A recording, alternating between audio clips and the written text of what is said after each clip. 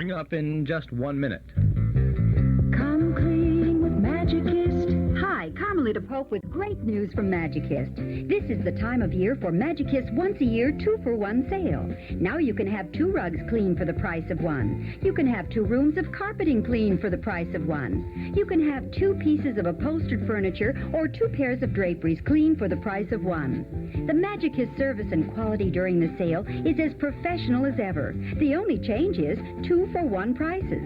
Stop in or call Magicist for details. This is a limited offer. We're always loaded with work during the sale. We don't want to disappoint anyone. Chicago phones call 378-8600. That's 378-8600. Suburbs see your phone book. MasterCharge and Bank Americard are welcome. The 20% cash and carry discount also applies even with the 2-for-1 sale in effect. Come clean with Magicist and get your whole house Magicist clean. Get Staticide. End carpet shock.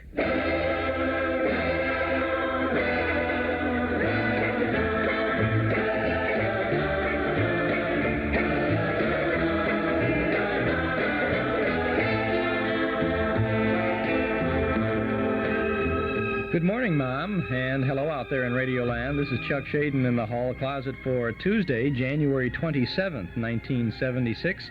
From our Nostalgia Broadcast Center on Chicago's northwest side, we have a morning filled with a lot of good sounds for you today. We have Captain Midnight, X-1, Mario Lanza, Alan Sherman, and to get things rolling, school teacher on deck today. Eve Arden stars as our Miss Brooks. Now it's Our Miss Brooks, starring Eve Arden.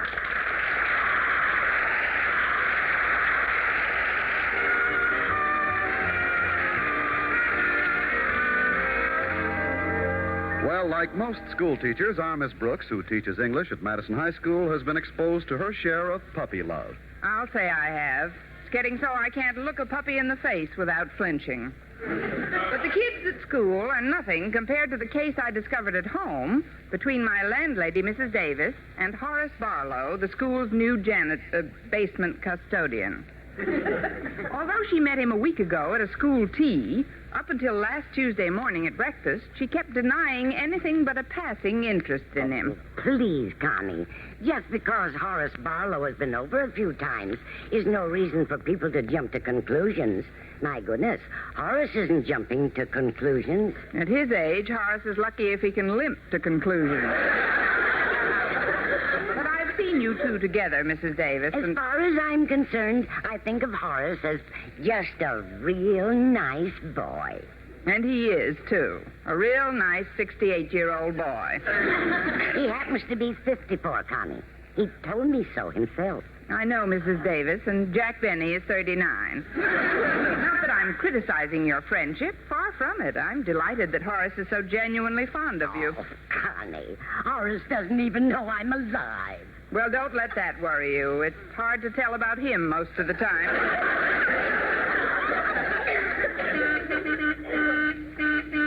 Oh, that's Walter Denton. He's driving me to school. Be right there, Walter.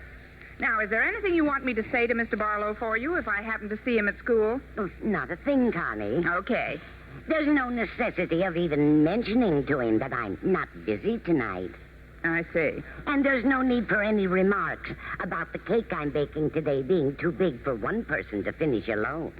I'll be as silent as the tomb. And above all, it would be utterly shameless if he were to hear that I don't want to waste the box of cigars I bought yesterday. Well, you can trust me implicitly, Mrs. Davis. I won't say a word to Mr. Barlow. I'll just hit him on the head and drag him home.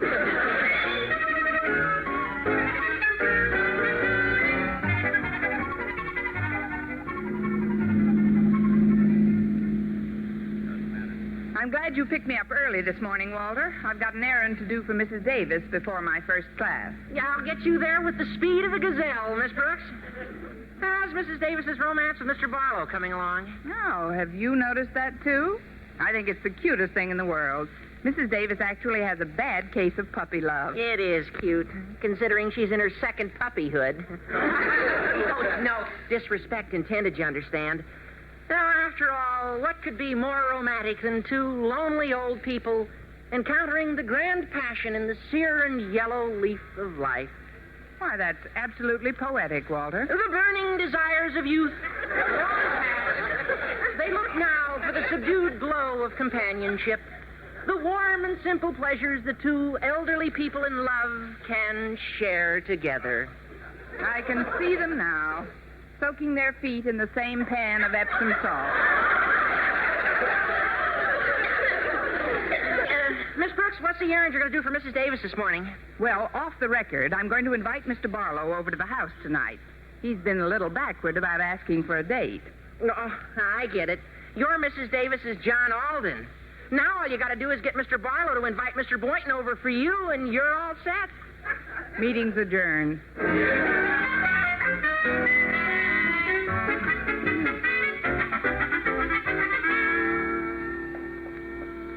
Hi, Miss Brooks. You're pretty early today, aren't you? Hello, Harriet. I've got to deliver a message to the custodian. Have you seen him? Oh, yes, Mr. Barlow just went into his office. Isn't it wonderful, Miss Brooks? I don't know. I've never been in his office. I mean about Mr. Barlow and Mrs. Davis. They're crazy about each other. Is there anything more romantic than the mellow romance of old age? Now, please, Harriet. To think of two people finding love at a time of life when others are preparing to pass on. Two people walking hand in hand in the twilight of life. Yes, there's nothing like a brisk walk before passing on. Well, I won't keep you any longer. Far be it from me to delay Mrs. Davis's emissary of love. Good luck in your mission, John Alden. Thank you, Priscilla. Harriet. Come in. I hope I'm not disturbing you, Mr. Barlow, but there's something I wanted to ask you. Then go ahead and ask. If you want to get apples, you got to shake the tree.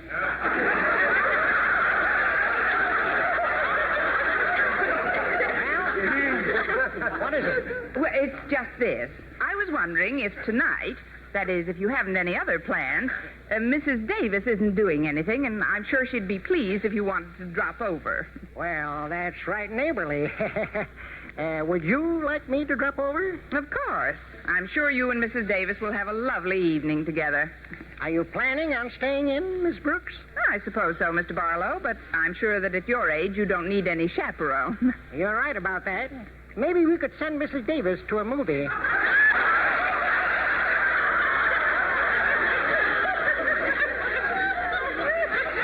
Send Mrs. Davis to a movie? Sure. There's no sense in my trying to hide it any longer. The only reason I've been coming around Mrs. Davis's place is to be near you. Near me? But you've been making dates with Mrs. Davis. Naturally. You've got to slip the drones a little honey if you want to get next to the queen bee.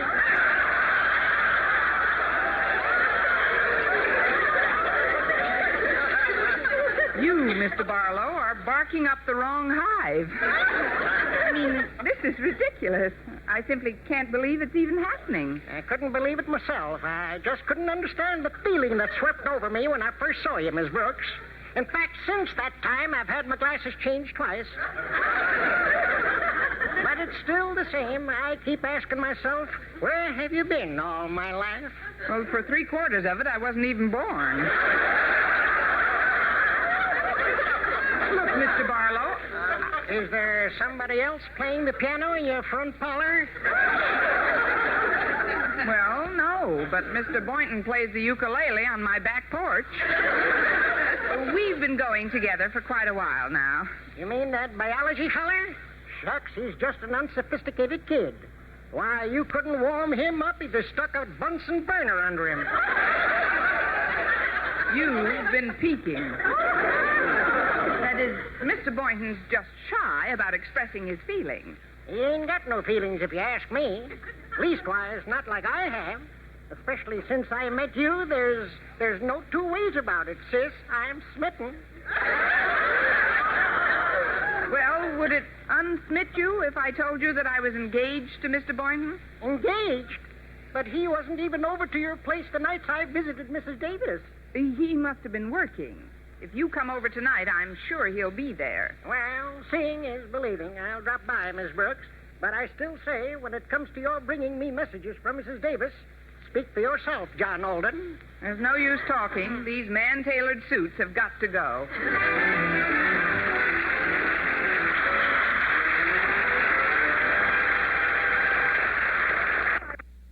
That's our Miss Brooks, first portion of a nice little story about Mrs. Davis's love affair, if you will, with Eve Arden and Gale Gordon, Richard Crenna. All those folks are popping up on this our Miss Brooks show. I don't have a date on this, but it's late 1940s. Chuck Shaden here in the hall closet on WXFM 106 on your FM dial. It's 11 and a half minutes past 8 o'clock, Northwest Federal Savings Time. The great gift rush of 76 is on at Northwest Federal Savings. A rush of name brand gifts, free or at greatly reduced prices, rushed into your hands when you save $250 or more. At Northwest Federal's Gift Rush Centers, you name it and you've got it. A cassette tape recorder? You've got it. A rival crock pot? You've got it. How about a water pick shower massage, a Clairol True to Light makeup mirror, a Rubbermaid canister set? You've got it. Just about anything you can think of for everyone in the family. And the money you save to get your free gift earns the highest interest rates allowed by law. So rush over to Northwest Federal Savings. Did you say a GE portable AM/FM radio with TV sound? You've got it. It's the gift rush of 76 at all 4 savings centers in the great Northwest Territory: Chicago, Des Plaines, Norridge, Arlington Heights. Northwest Federal Savings Time, 63 hours a week. Mr. Weatherman is all bundled up this morning, says it's going to be a sunny day but very cold day today, high only in the upper teens. Tonight fair, not quite so cold, with a low around 10 near the lake and around 0 in the outlying areas. Tomorrow, Wednesday, increasing cloudiness and a little warmer with a high in the upper 20s. Gee, the upper 20s, that'll be a heat wave. It's 3 above 0 now at Midway, 1 below out at O'Hare, and 8 above along the lakefront. Humidity is 66%, and the wind is out of the west at 7 miles an hour. Now let's get back to Madison High School's Our Miss Brooks. I was quite chagrined to find out that Horace Barlow was more interested in me than he was in Mrs. Davis. This was one triangle I was determined would not be eternal, not even overnight. Therefore, at lunchtime, I headed for Mr. Boynton's table in the cafeteria. But just as I got halfway to it... Oh, Mr. Conklin. I'm terribly sorry, sir. You're slipping, Miss Brooks. You only knocked 2 dishes off my lunch tray today. I guess I didn't watch where I was going. Obviously. When you do, you get the whole tray. Luckily, nothing happened to your apple pie. The plate is broken, but the pie is intact. Here you are, sir. Thank you. Even more luckily, nothing seems to have gotten on my clothes. No, sir. I've never seen you looking so neat. White carnation and all. I spoke too soon. That's a scoop of vanilla ice cream.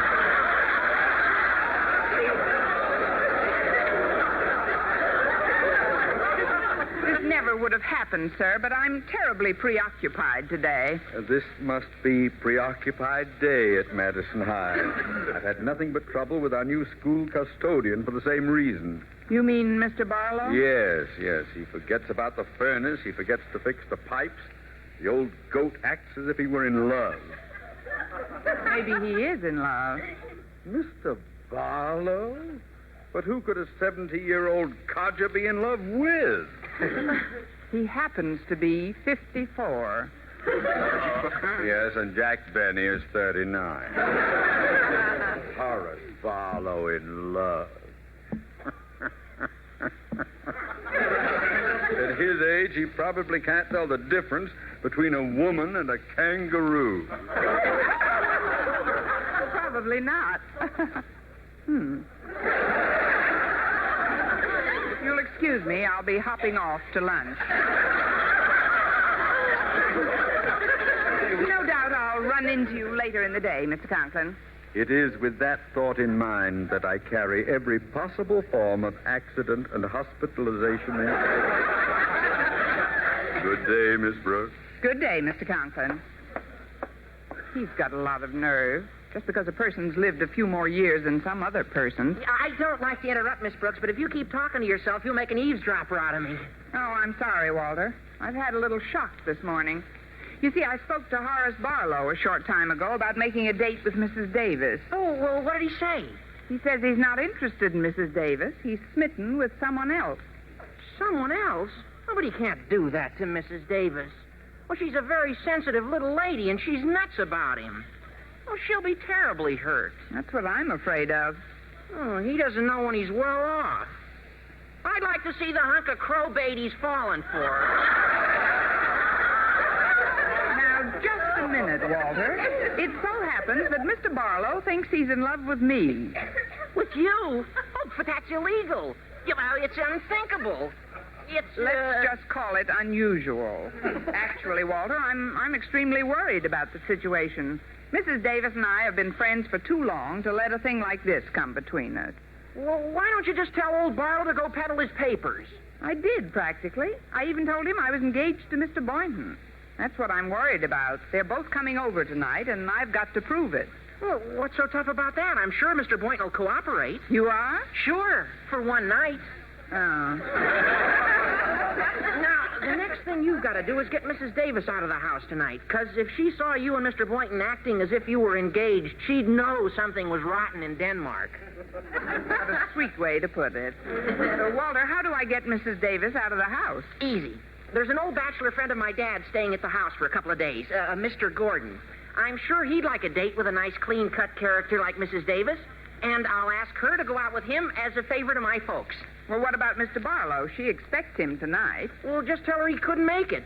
Say his blood pressure hit a new high or something. I'll find Mr. Boynton, and I'll call home and make sure Mr. Gordon's available to act as Davis bait for the evening. Yeah, I'll see you later, Miss Brooks. All right, Walter, and thanks. Me and the night and the music. Da-da-da-da. Oh, Mr. Boynton, I've got to talk to you right away. Oh, what's wrong, Miss Brooks? It's about Mrs. Davis. She's got a crush on the school custodian, Mr. Barlow. But unfortunately, he's head over heels in love with somebody else. Please, Miss Brooks, don't make me laugh while I'm drinking coffee. Mr. Barlow's an old man. What kind of a shriveled-up prune could he fall for? Why does it have to be a prune? For all you know, Mr. Barlow could be crazy about a nice, young, firm, fuzzy peach. Besides, he's only 48. He's 70 at least, and not what you'd call in prime condition. Why, his hyperthyroidism is apparent, and his incipient arteriosclerosis, masking cardiac decompensation, was evident to me after one glance. Good thing you didn't take a second glance. He'd be a goner. The truth is, Mr. Boynton, that Mr. Barlow's been coming to our place just so he could be near me. If I'd known you were going to get so excited, I'd have worn my raincoat. Here, use this napkin. I'm sorry, Miss Brooks. I couldn't help exploding. You mean to tell me Mr. Barlow is in love with you? That's right. We hyperthyroids have to stick together. Look, Mr. Boynton, I know it's an absurd situation, but my only real concern is Mrs. Davis. I've got to discourage Mr. Barlow once and for all, and you've got to help me. Me? What can I do? Well, he's coming over to our place tonight. I invited him this morning on behalf of Mrs. Davis. That's when he told me how he felt about me, and that's when I told him something utterly fantastic. Well, what did you tell him? That you and I were engaged to be married, and here's a napkin.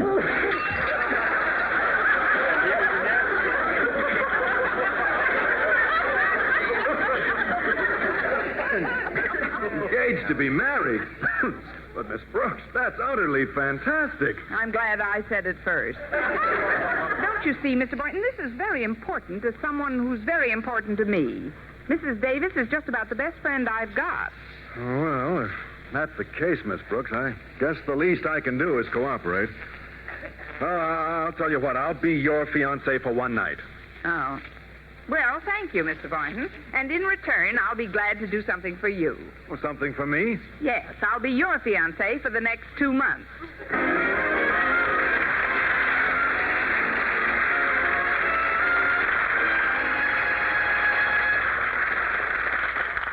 Persuading Mr. Boynton to pose as my fiancé for an evening was one thing.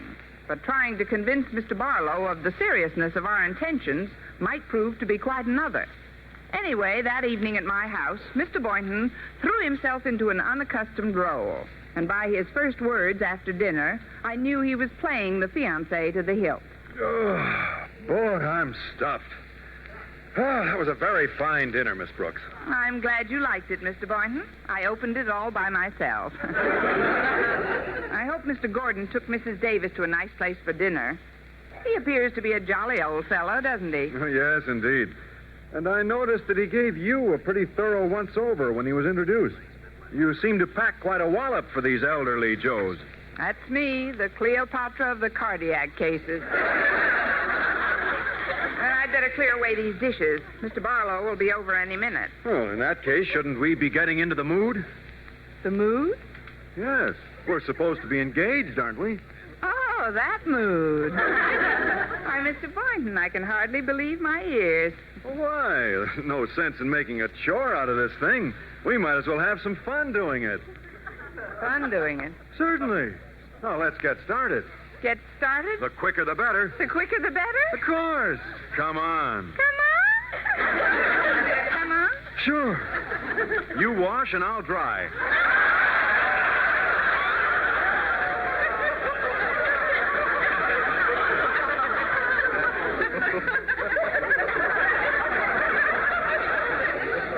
So much for the hopes of Connie Brooks, girl dreamer. Working in the kitchen is the way married people would get into the mood, Mr. Boynton. Engaged couples do their work in the parlor with soft lights. Okay. We'll take a big basin of water and do the dishes in the parlor. Sometimes I wish you were ugly. Come on, Mr. Boynton, I'll attend to the dishes later. Let's sit down in the living room. All right, Miss Brooks. It isn't too healthy to commence working right after a meal anyway. Oh, that must be Mr. Barlow. Just make yourself comfortable. I'll go let him in. Well, here I am, Brooksy. Fit as a fiddle and twice as musical. Well, come on in, Mr. Barlow. I fixed a little dinner for my fiancé this evening. We've just finished eating it. Follow me, won't you? You're fancy? Then you mean you actually... Hello, darling. Did you miss me? Miss you? I hated to leave you alone for so many seconds, but I just had to let Mr. Barlow in. You remember Mr. Barlow, don't you, dear? Oh, of course. How are you, Mr. Barlow? Snappy as a cookie and twice as full of ginger.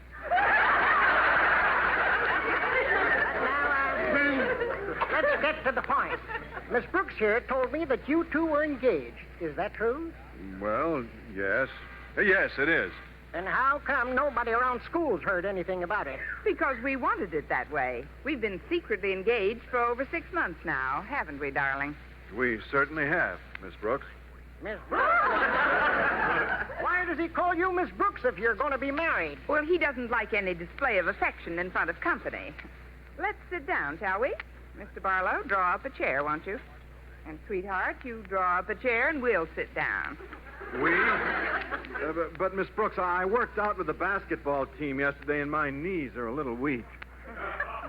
It may be a problem, but I'll never get a shot like this again. Sit down, dear.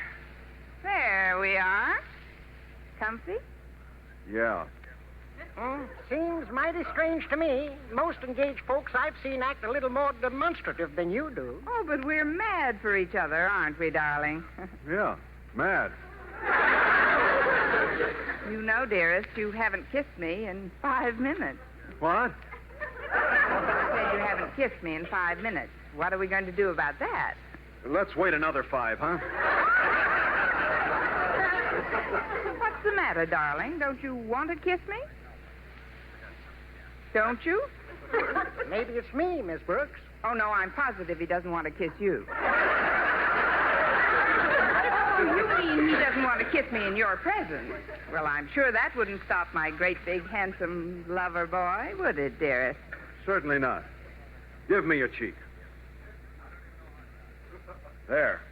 Wow. Now, how about one to get me down off the ceiling? Maybe I ought to go, huh? But why, Mr. Barlow? You just got here. I know, but won't I be interrupting something? Only if you go. I mean, stick around a little while longer. I'll see who that is. Don't move, either of you. Oh, sorry I had to disturb you, Connie, but I forgot my key again. Mrs. Davis, what are you doing home so early? Here, let me help you off with your coat and eyeglasses. Oh, thanks, dear. Mr. Gordon showed me the most wonderful time, Connie, but he has a business appointment first thing in the morning, so we had to cut our date a bit short. Oh, who's that in the living room? That's Mr. Boynton. Oh, I see. And who's the man in the other chair? That's Mr. Boynton, too. He's awfully restless tonight. Oh, now I see who that is. It's Mr. Barlow. But you told me he wasn't coming over tonight. He must have changed his mind. Listen, Mrs. Davis, when two people have a beautiful friendship, they've got to do everything in their power to keep it from breaking up, right? Let's talk later, dear. I've got to get these shoes off at once. Mr. Gordon just danced my tootsies into a stupor. He's a wonderful man, Connie. That's why I want you to do me a little favor. A favor? Yes. When you go back into the living room... What do you want me to do, Mrs. Davis? Brush off that other old creep for me, will you? You mean Mr. Barlow? Yes, I haven't the heart to hurt his feelings. Well, it'll save a lot of explanations, I guess, but I know I'm going to get two birds with one stone. What do you mean, Connie? As soon as the old duck is gone, my little lovebird will take off like a wounded pelican.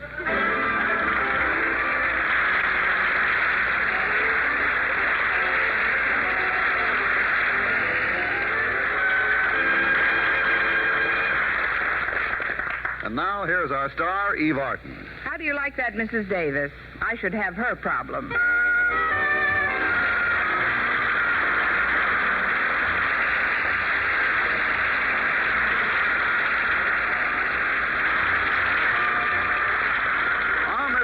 Starring Eve Arden, transcribed, was produced and directed by Larry Burns, written by Arthur Olsberg and Al Lewis, with the music of Lud Gluskin. Mr. Conklin was played by Gale Gordon. Others in tonight's cast were Jane Morgan, Dick Crenna, Bob Rockwell, Gloria McMillan, and Sam Hearn. That's our Miss Brooks with Eve Arden and all those nice folks there. And a little romance may never come into Miss Brooks' life. Chuck Shaden here in the hall closet on WXFM 106 on your FM dial today and every day, Monday through Friday from 8 until 10 with all the good old radio shows for you. Tomorrow morning we'll have a Jimmy Durante show, and Jimmy returning after being hospitalized and recuperating for about a month or so.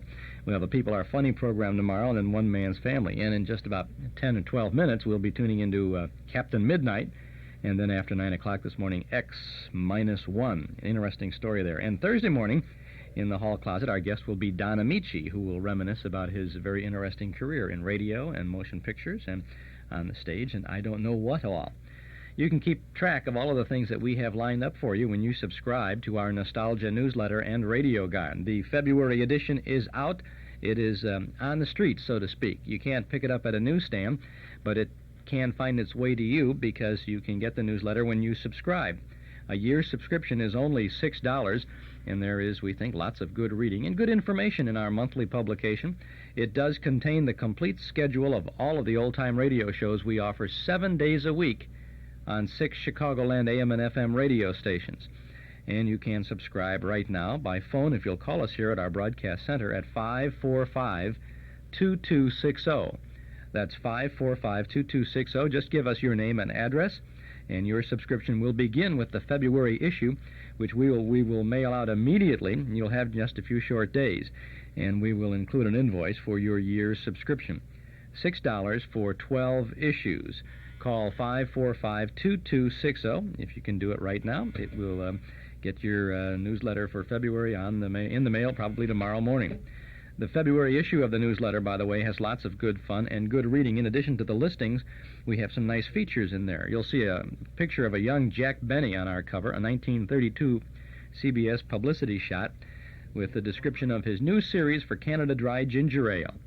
Then there's a 1948 reprint article with pictures about Jimmy Durante and the 1946 feature article about Fanny Bryce's Baby Snooks, and you'll see a nice picture of Fanny Bryce and Hanley Stafford, who played Daddy on that series.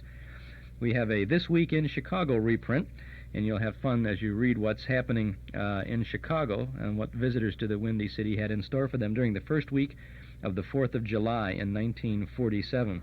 That is kind of fun. You know, there's a picture of the SS City of Grand Rapids. Remember that big cruiser, the boat that used to take across Lake Michigan to St. Joe and Benton Harbor in Michigan? Young Danny Thomas over at the Chez Paris, and an article about Liberace. His name is spelled phonetically, is opening at the Empire Room.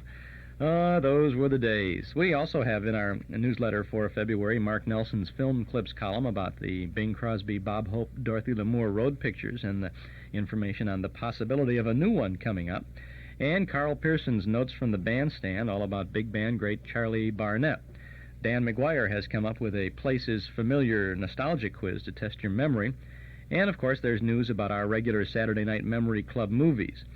It's all there, and it's all yours when you subscribe to our Nostalgia newsletter and radio guide. You can get the February issue now, get in on all the fun on the longest February in 4 years, and the good year of good radio entertainment. A year's subscription is only $6. Call us to subscribe. 545-2260. 545-2260, or send $6 to Nostalgia Newsletter, Box 421, Morton Grove, 60053. Well, on a cold morning like this, 3 above zero officially, a 1 below out at O'Hare, we should have something to warm us up, and what could be better than a serenade by Mario Lanza.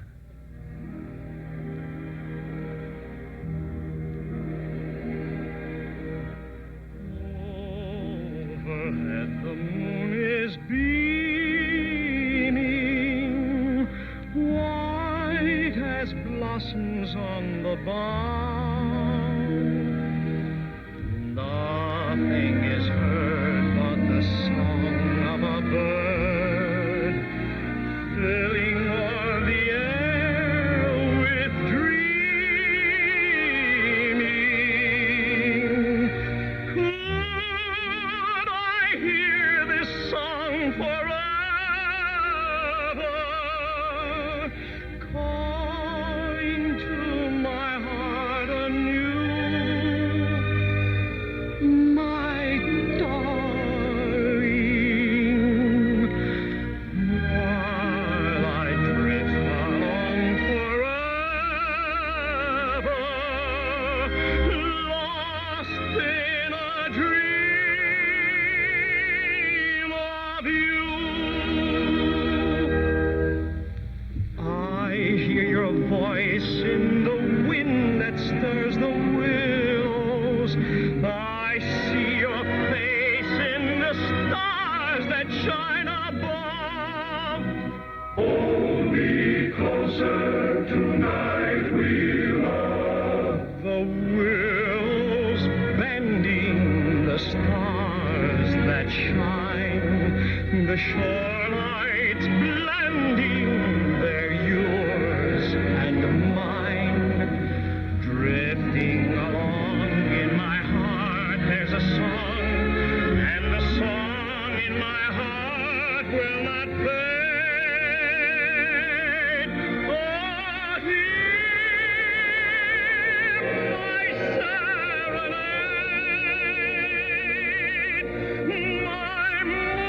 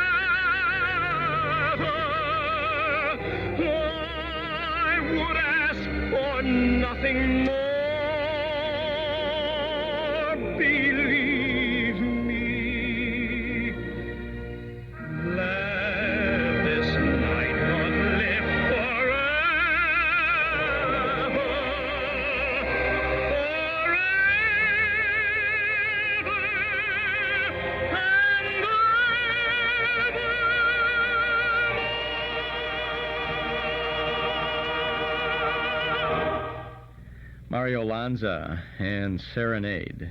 I'm glad we scheduled that this morning. Eden's Plaza Shopping Center, where Eden's Expressway, Skokie Boulevard, and Lake Avenue meet at Wilmette. Eden's Plaza Shopping Center, where convenience is important, and so are you. Eden's Plaza Shopping Center. Easy to reach, easy to park, easy to shop.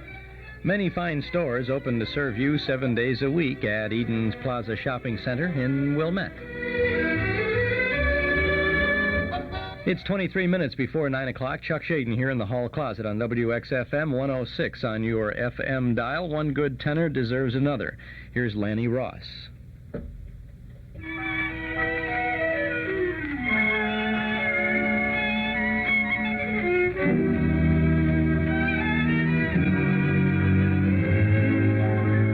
Stay as sweet as you are. Don't let a thing ever change you.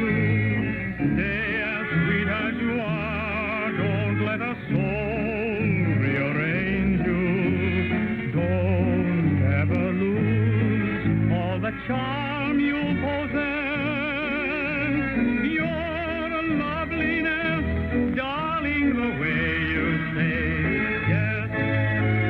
Stay as sweet as you are, discreet as you are. You're divine, dear. Stay as grand as you are, and as you are. Tell me that you're mine, dear. Young and gay, or old and gray. Near to me or far. Night and day I pray that you'll always stay as sweet as you are.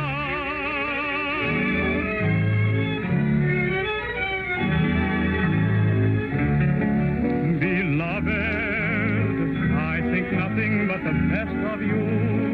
You gave life a lovely flavor the day you came along. You made life a song. Beloved, let me make this one request of you. It's a very simple favor. Darling, I want you to stay as sweet as you are. Don't let a thing ever change you.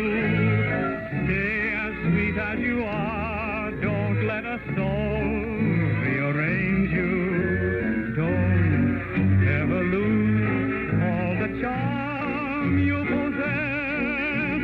Your loveliness, darling, the way you say yes. Stay as sweet as you are, discreet as you are. You're divine, dear. Stay as grand as you are, and as you are. Tell me that you're mine, dear. Young and gay, or old and gray. Near to me or far. Night and day I pray that you'll always stay as sweet as you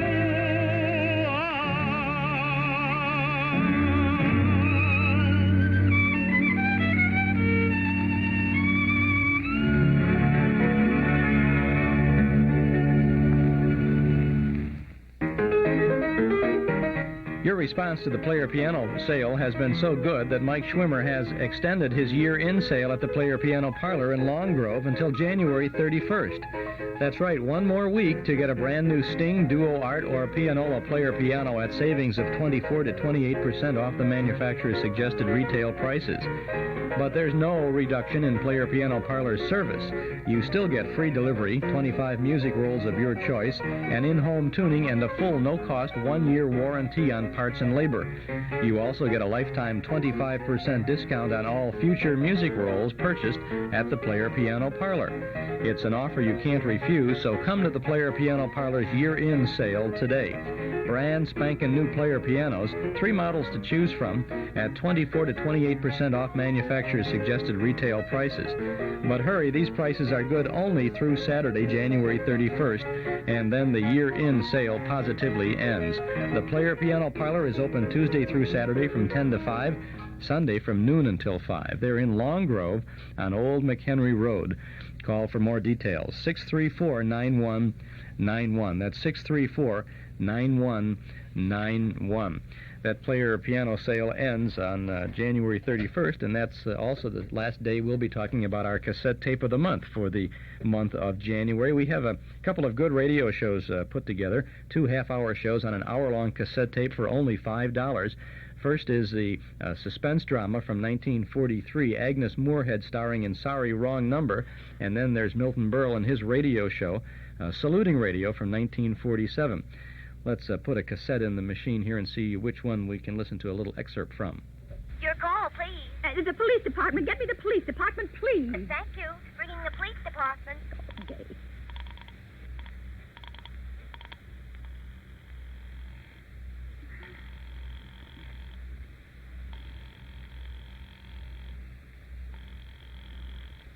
Police station, precinct 43, Sergeant Martin speaking. Police department, this is Mrs. Stevenson, Mrs. Elbert Smythe Stevenson of 53 North Sutton Place.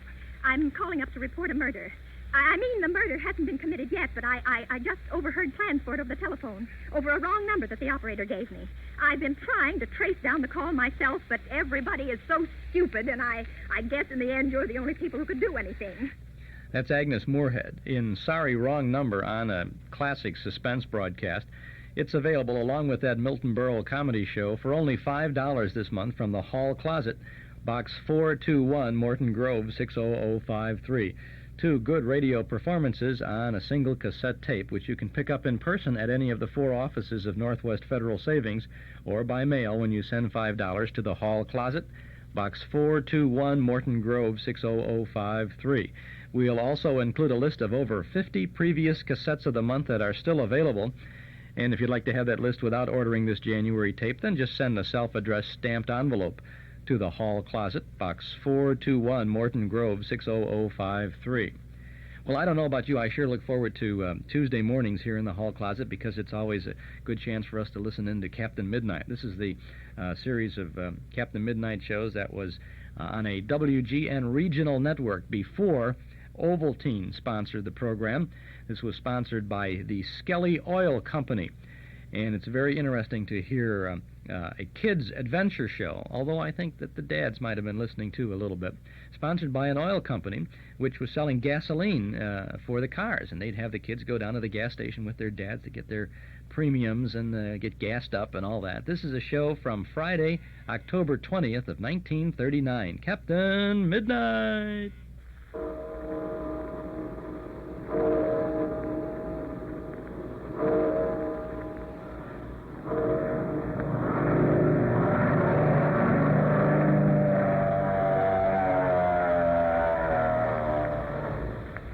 The Skelly Oil Company presents Captain Midnight.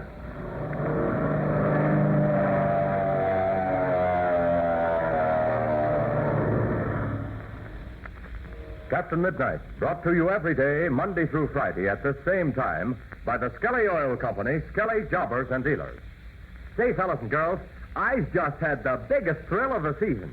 I've just seen the new burnished bronze Medal of Membership of Captain Midnight's new 1940 Flight Patrol.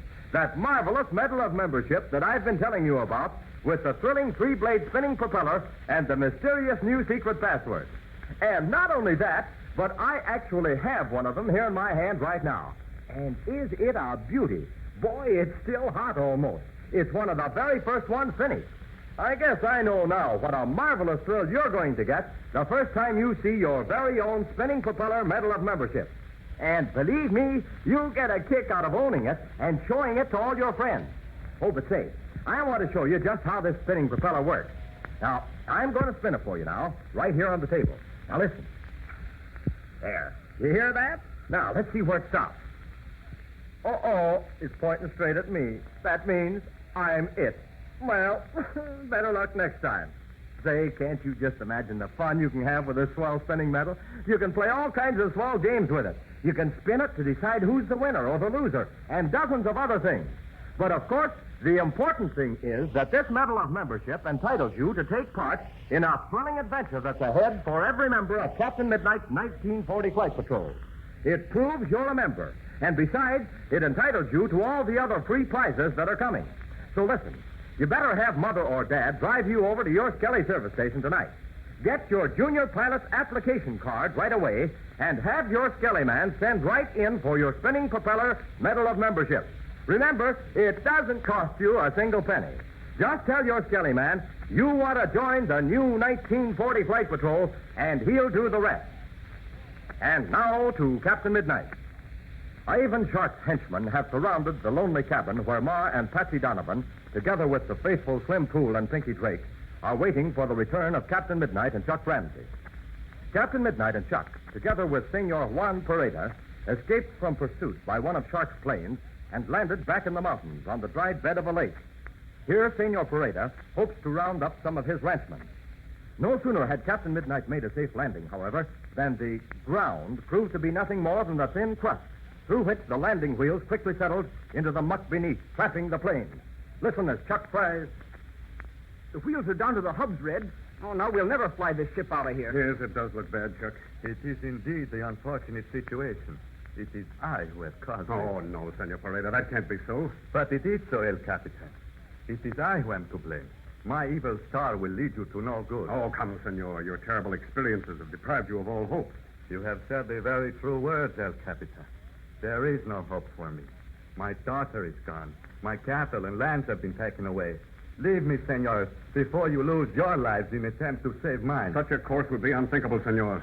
Chuck and I are here to help you, and we'll do so even if... But let's eliminate every consideration of such a nature. We can't lose unless we lose faith in ourselves and in our cause. Ah, Senor, the words that come from your lips give me new courage. I will fight this man who has almost destroyed me. That's the stuff, Senor Pareda. We'll lick Ivan Shark yet. Ivan Shark, did you say? Who is he? I will explain, Senor. The man who calls himself Douglas Chadwick is an international criminal. His name is really Ivan Shark. So, he is the criminal international. It is hard to believe. Yes, I know it is, Senor, but those are the facts. Well, now, come on, let's go. The first thing is, can we pull this ship out? It is hopeless, Senor. The airplane is so heavy and see that more below the crust. It is like quicksand. Yeah. Gosh, Red, it sure looks bad.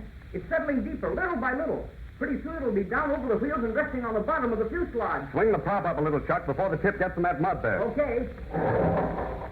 You will not be able to fly the airplane. Is that not so?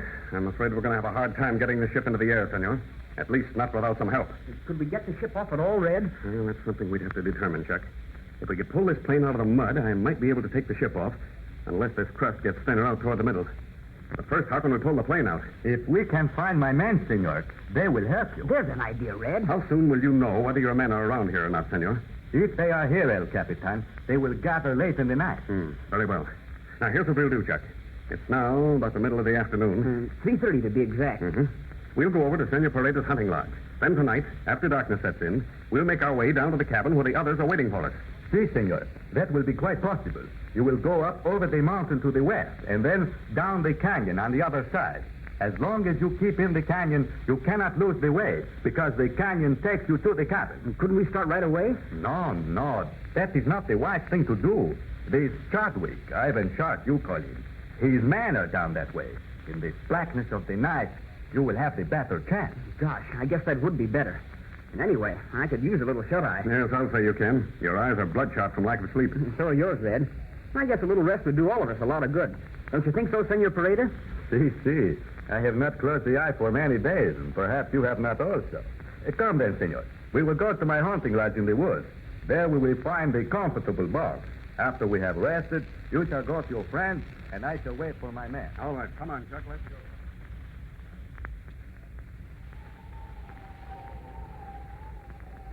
Chuck. Hey, Chuck. Come on, Chuck. Wake up. Oh, gee, Red. Let me sleep. Come on. Snap out of it, Chuck. Come on. We've got to get up. What? Red? Where are you? Right here, Chuck. Come on. Wake up, fella. Oh, gee, Red. Where are we? In Senor Paredes' hunting lodge, Chuck. It's time for us to go down and see how Ma and Patsy and Slim and Pinky are getting along. Oh, gosh. Oh, I remember now. For a second, I couldn't think what happened or where I was. Yes, I know, Chuck. I'm sorry to wake you because you need sleep badly. You need it just as bad as I do. Hey, Red, listen. What's that noise? It's the wind in the trees outside, Chuck. Oh, gosh. I guess that must have come up since I went to sleep. Yes, it just rose about a half an hour ago. I've been lying here listening to it, thinking things over. Listen, Senor Paredes is still asleep. Yes. Poor fellow's absolutely exhausted. We'll keep quiet then so as not to disturb him. But gee, Red, What about after we leave? Well, if any of his men come down here, he'll be safe enough with them. And I don't believe any of Shark's cutthroats know about this place. Gee, if he could sleep all night, he would make a new man of him. Well, maybe he'll have that chance. Well, I'm all ready now. Shall we start? Just a second, Chuck. Wait a minute. Let me look here. Here, Red. Look at my wristwatch. It has a luminous dial. Oh, yes. See. 7:30. How long do you think it'll take us to get down to that cabin? Well, Henry Paredes said it was about 7 or 8 miles. Yeah. If it's real rough going, it'll take us about 4 or 5 hours. No. It won't take us that long, Chuck, because I talked to Senor Paredes a little while after you went to sleep. There's an old mountain trail leading down through that canyon. But we'll get started in a few minutes and take our time. If any of Shark's men should be prowling around, they may relax their vigilance by that time of night. Okay. I sure hope nothing's happened to Ma and Patsy and Slim and Pinky. I've got a lot of confidence in Pinky and Slim. So have I, Red. But they might not be able to hold off a whole gang. Yes, I know that, Chuck. We'll just have to pray for the best. There's just one thing, Red, that's in our favor. And what's that, Chuck? Major Steele and Bud Conley. They should be starting back to help us by early in the morning. I know, Chuck. I was thinking about them a little while ago. But we can't put all our eggs in one basket. Oh, gosh, what do you mean? I mean just this. We've got to know what we're going to do in case Major Steele and Conley don't come back. Don't come back? What? They wouldn't let us down. No, of course they wouldn't. But suppose they don't get to the border. Oh, they'll get there all right. I'm not so sure. Don't forget the gasoline that's in the Spartan's tanks. Oh, sure, I remember. The engine didn't rev up the way it should. The temperature was getting a little high. But we were still getting by. Yeah, sure. We were getting by for the time being. But what about the tough grind of a long cross-country trip? You said that it was overheating. Well, you know as well as I do what happens when a motor gets too hot. Gosh, that's right. It might be all right for a little while, but something's going to happen if it stays that way too long. Major Steele is a wonderful pilot, and he'll baby that engine along as much as he can. But after all, Chuck, there's not an awful lot you can do when you've got the wrong kind of gas in your tanks. I guess I don't quite get it, Red. Why should that gas work all right in the engine of the black plane and not in our Spartan? Well, it's very simple, Chuck. Now, these black planes have low compression motors in them and will perform all right with a lower octane gas. But the engine in the Spartan is high compression. Must have a better gas. You mean a higher octane gas? That's right. But, well, I guess this sounds kind of foolish to you. But what is the difference between a low octane and high octane gas? Well, now look, I'll give you the whole thing in a nutshell, Chuck. Did you ever throw a stone into the middle of a smooth pool of water? Sure I have. All right. Now, did you notice the ripples? That is, little waves that start and keep moving until they hit against the shore? Of course I have. Now, that is exactly what happens in the firing chamber of a gasoline engine. The splash of the stone in the pool is the same as the firing of the spark in the cylinder head. The time that it takes for those little waves to get to the shore is called lag. Lag? Mm-hmm. You mean like to lag behind? Yes, that's it exactly. Now, if the ripples go real fast, there isn't very much lag. And if they go real slow, there's a lot of lag. Now, in high-octane gas, which means it has a naturally higher body, the lag is very slow. Oh, I begin to get it. Then, if the lag is slow, which means the vapor takes a long time to burn, there wouldn't be any knock. Mm-hmm. And if the lag isn't slow, if the vapor burns quickly, there's liable to be a knock. Right. That's the whole story. The only other thing to remember is that engines are not all built the same. Certain ones require higher octane gas than others. You should always find out what gasoline will give the best performance in the engine you have. Oh, gosh, I see the whole thing now. But in general, isn't it true that lately the tendency has been toward higher compression engines which require a higher octane gas? That's right, Chuck. That's what the tendency has been. Well, enough of that. Come on, we might as well get started. Okay, I'm all set. Now, look, let's tiptoe out quietly so as not to awaken Senor Paredes. Okay, let's go. Yeah, come on.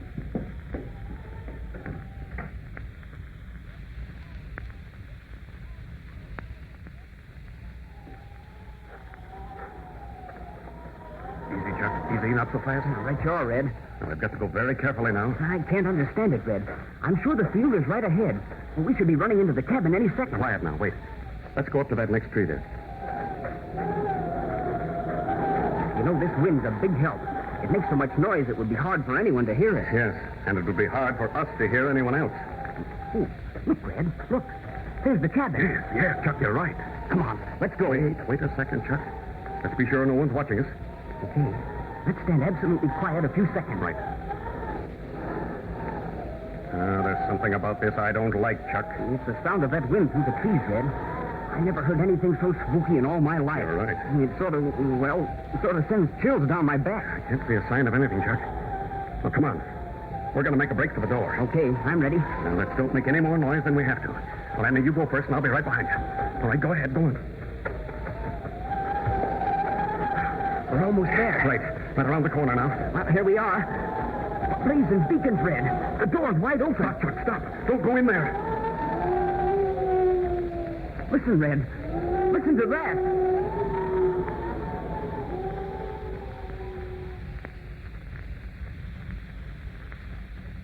Well, did Captain Midnight have a presentiment of disaster? What is the meaning of the open door? Are Ma and Patsy, together with the faithful miners Pinky Drake and Slim Pool, still inside? Or is some enemy crouched in the blackness, ready to spring? Strange and mysterious events are ahead. Don't miss them. Tune in next Monday to Captain Midnight. Say, no doubt you'll be out in the family car with Mother and Dad sometime tomorrow or Sunday. And here are two things you'll want to do. First, you'll want to stop by your Skelly service station for a tank full of Skelly Aeromax gasoline. Because Skelly Aeromax is a high-octane gasoline for modern motors, just like Captain Midnight was explaining to Chuck in today's program. And Aeromax ethyl gasoline is even higher in octane. Your Skelly man will tell you which one is best for your car. Then the other thing you'll want to do is to join the new 1940 Flight Patrol. Your Skelly man will give you your junior pilot's application card right away and send right in for your spinning propeller Medal of Membership. Remember, it doesn't cost you a penny. So see your Skelly man and join the new 1940 Flight Patrol tonight. Now don't forget to tune in again Monday, same time, same station, for further transcribed adventures of Captain Midnight.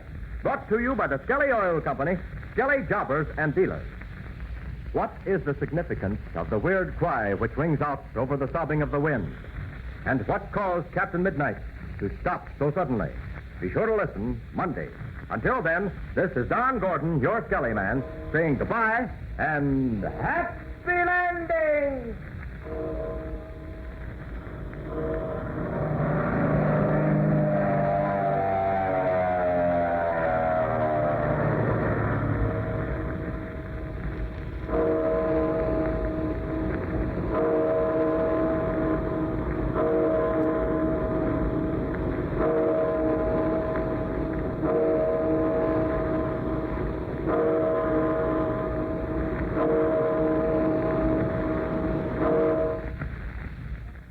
Captain Midnight from 1939, October 20th. That was a Friday, sponsored by Skelly Oil. And can you believe that long scene in there between Captain Midnight and Chuck? They're talking about low and high octane gasoline. Holy smoke. That's why we love those shows so much. You know, they couldn't... Boy, if one of the TV kid shows had a scene like that in there today, there'd be 97 marching groups and protests and the FCC and the president and the God would come down on everybody and say that's not supposed to do that. But here old Captain Midnight and Chuck there just blithely talking about it. And then at the end, Don Gordon says, and you heard Captain Midnight and Chuck talking about that, so go to your Skelly dealer. And boy, thousands of kids grabbed their old man and they went to the Skelly dealer and away they went. Oh, those were the days. The next exciting commercial, or Captain Midnight show comes up next Tuesday morning here in the hall closet. This is Chuck Shaden. We'll take a quick trip to the loop and then we'll be back with a trivia quiz. Don't touch that dial. It's 9 a.m. This is WXFM, Elmwood Park in Chicago, broadcasting from Sears Tower, WXFM stereo at 106 on FM. Hoppy's Trenching in Hinsdale at 414 Chestnut reminds drivers that we all contribute to various funds collected for the purpose of combating heart disease, cancer, and other afflictions. So why not fight to save the lives lost in traffic accidents by contributing the little time and the effort necessary to learn and to obey the traffic laws? The safety message was brought to you by Hoppy's Trenching. Remember, Hoppy's Trenching. They're in Hinsdale for all of your trenching needs, and you can give them a telephone call. That is 323-9558. Hoppy's Trenching at 323-9558. Bill's Excavating and Landscaping at 8637 South 77th Court in Bridgeview reminds drivers to signal to make sure that the way is clear before you turn. The crash you miss could be your own. This safe driving announcement was brought to you by Bill's Excavating and Landscaping. They are your professional excavating contractor. They feature the latest in equipment and employ the latest in excavating and landscaping techniques. They accept both commercial and residential work with emphasis on completing each job according to specifications. That's Bill's Excavating and Landscaping. They're in Bridgeview at 8637 South 77th Court. In stereo at 106 from high atop Sears Tower, this is WXFM, Elmwood Park, Chicago.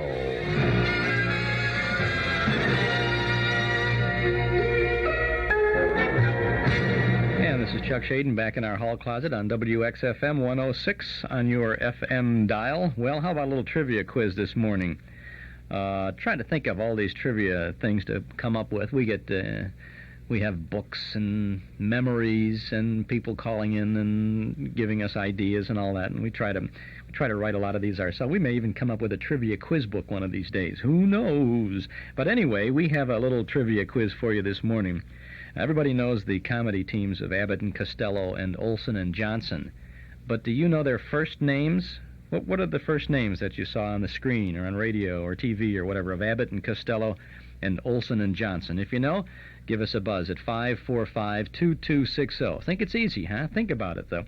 Abbott and Costello, Olson and Johnson. What were their first names? 545-2260 if you know. In the meantime, a little Dorothy Shea music. Beyond the busy highway, beyond the city strife, we highly treasure and take great pleasure in our plain way over life. Few the fussin' and a fightin', sometimes it gets to be exciting. Don't like them ornery neighbors down by the creek. We'll be plumb out of neighbors next week. Grandma, poor old Grandma, why'd they have to shoot poor Grandma? She lies 'neath the clover. Someone caught her bending over, picking up a daisy. Few a fussin' and a fightin'. This is a wrong that needs a rightin'. Let's get that funeral service over, so then we'll go feud and fightin' again. Fightin', a feudin', and a fussin', that's all that's going on with us. We are such neighborly people, peaceful and sweet, all except when we happen to meet. Daughter, baby daughter, poisoned all the neighbors' chickens. Daughter, shouldn't daughter, least though she could run like the Dickens, they hit her with a shovel. Few a fightin' and a fussin', no use a standin' here a cussin'. Let's give our daughter a pistol now that she's 4, and go feud and fightin' some more. Feud a fussin' and fightin', this ain't no corner you can brighten. Polish the shooting iron, Mo, I'm getting a yen to go feudin', a fussin', a feudin', and a fussin' again.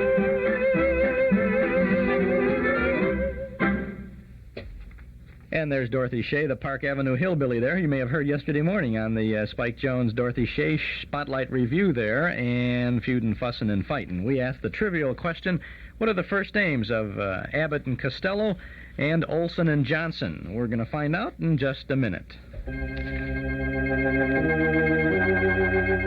Who knows what interest grows from regular savings? Northwest Federal knows. Northwest Federal Savings, that is. Northwest Federal Savings experts will clear up the clouds in your mind about confusing savings plans. Northwest Federal offers a wide variety of savings programs with interest from the day you leave it to the day you need it. You'll get prompt attention and clear, accurate information when you open your insured savings account at Northwest Federal Savings. And remember, the seed of savings bears fruitful rewards. Regular saving pays. Northwest Federal knows.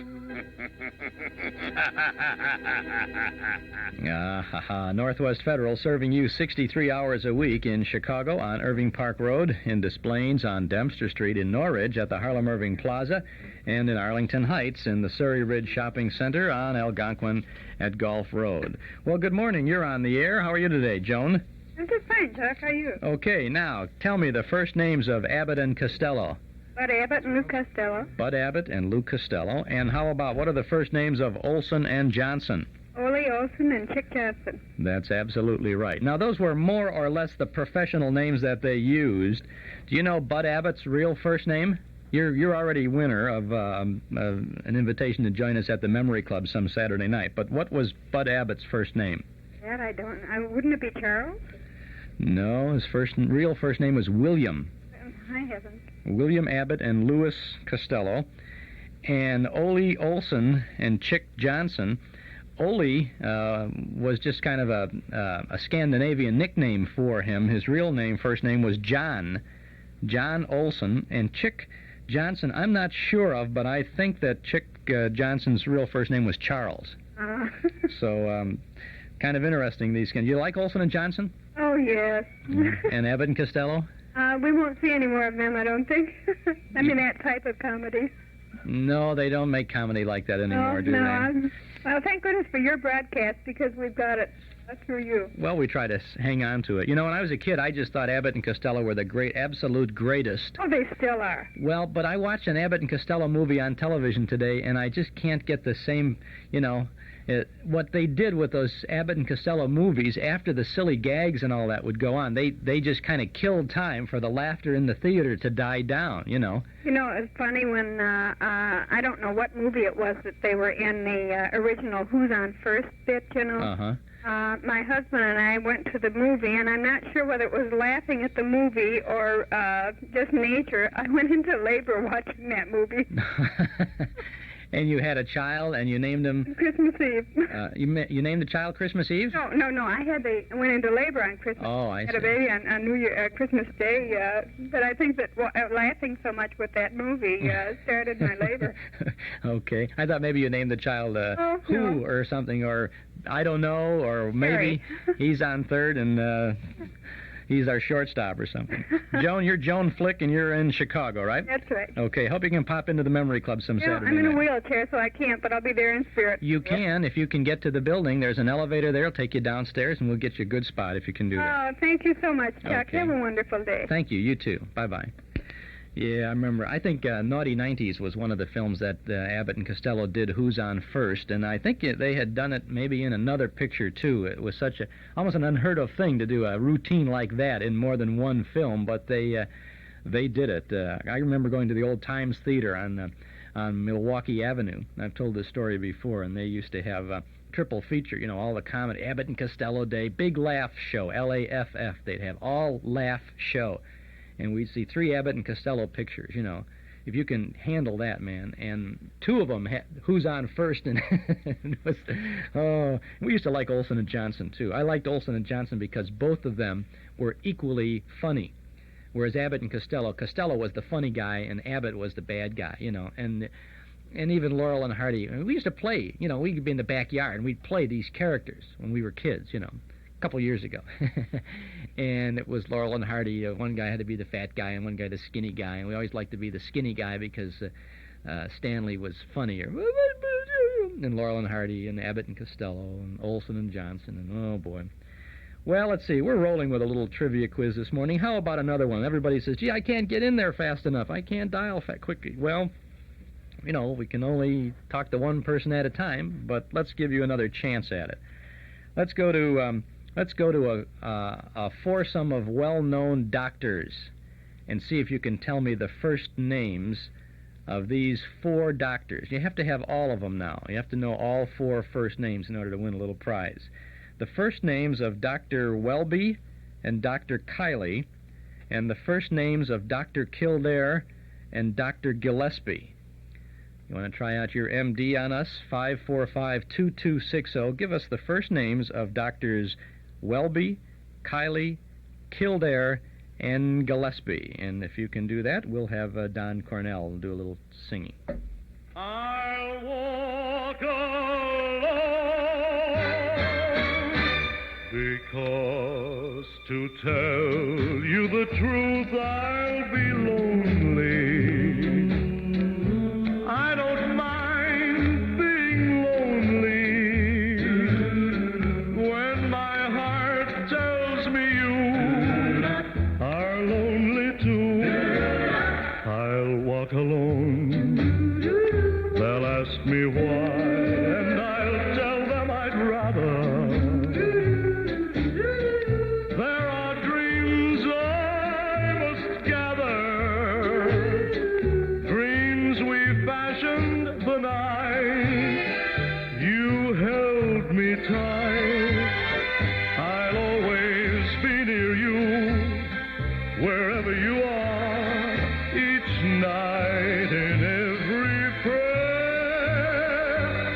If you call, I'll hear you, no matter how far. Just close your eyes, and I'll be there. Please walk alone, and send your love and your kisses to guide me till you're walking beside me. I'll walk alone. I'll always be near you, wherever you are, each night, in every prayer.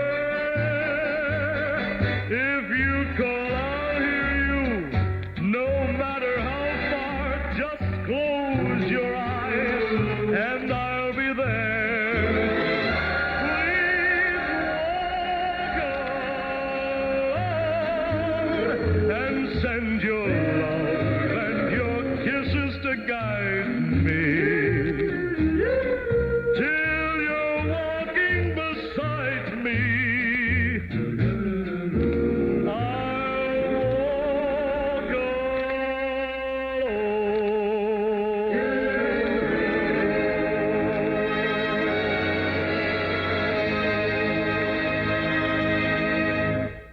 That's Don Cornell, and I'll walk alone. Well, we're asking some questions about the first names of some of the medical men in fiction, radio, television. What are the first names of Doctors Welby and Kiley, and Doctors Kildare and Gillespie? And we'll have the answer for you right after this. Eden's Plaza Shopping Center, where plenty of free parking makes it a pleasure to shop your favorite store or service. Eden's Plaza Shopping Center, where Eden's Expressway, Skokie Boulevard, and Lake Avenue meet at Wilmette. Eden's Plaza Shopping Center. Easy to reach, easy to park, easy to shop. Quality plus value 7 days a week at Eden's Plaza Shopping Center in Wilmette.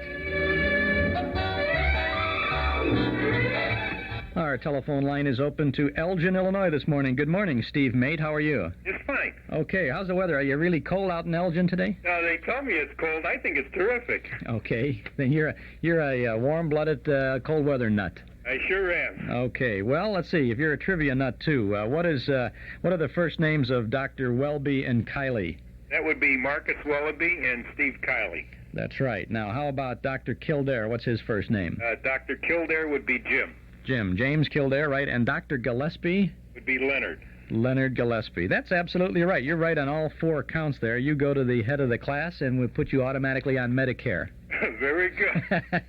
You ever get into Chicago, Steve? I sure do. Okay, we hope that maybe some Saturday night you might like to pop over to the Memory Club over in the community room at Northwest Fed and see a good old movie. You and a guest will be our guests, okay? Oh, thank you very much. Thanks very much for calling in this morning, and have a good cold day out there in Elgin. Okay, Chuck, you too. Thanks. Bye-bye. Bye. Okay, so that's the story. All right, enough of that falderall now. Let's have a little tune by Eddie Fisher, and then we've got a nice X-1 story for you. I'm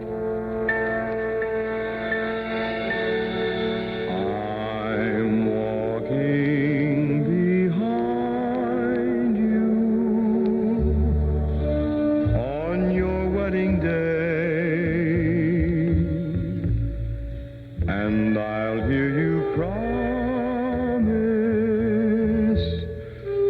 to love and obey,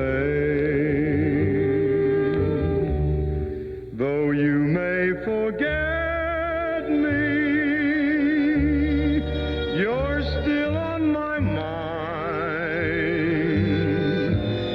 Look over your shoulder. I'm walking behind. Maybe I'll kiss again with a love that's new. But I shall wish again I were kissing you, 'cause I'll always love you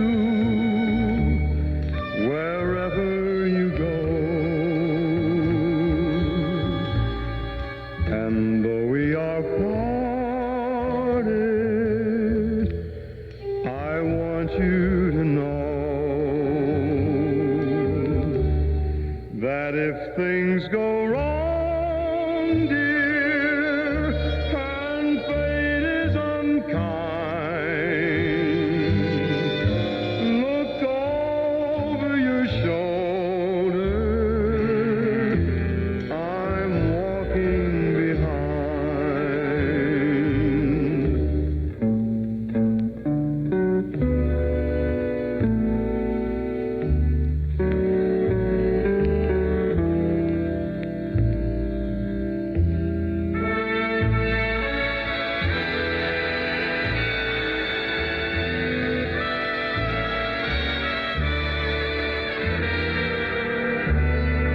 if things should go wrong, dear, and fate is unkind, look over your shoulder. I'm walking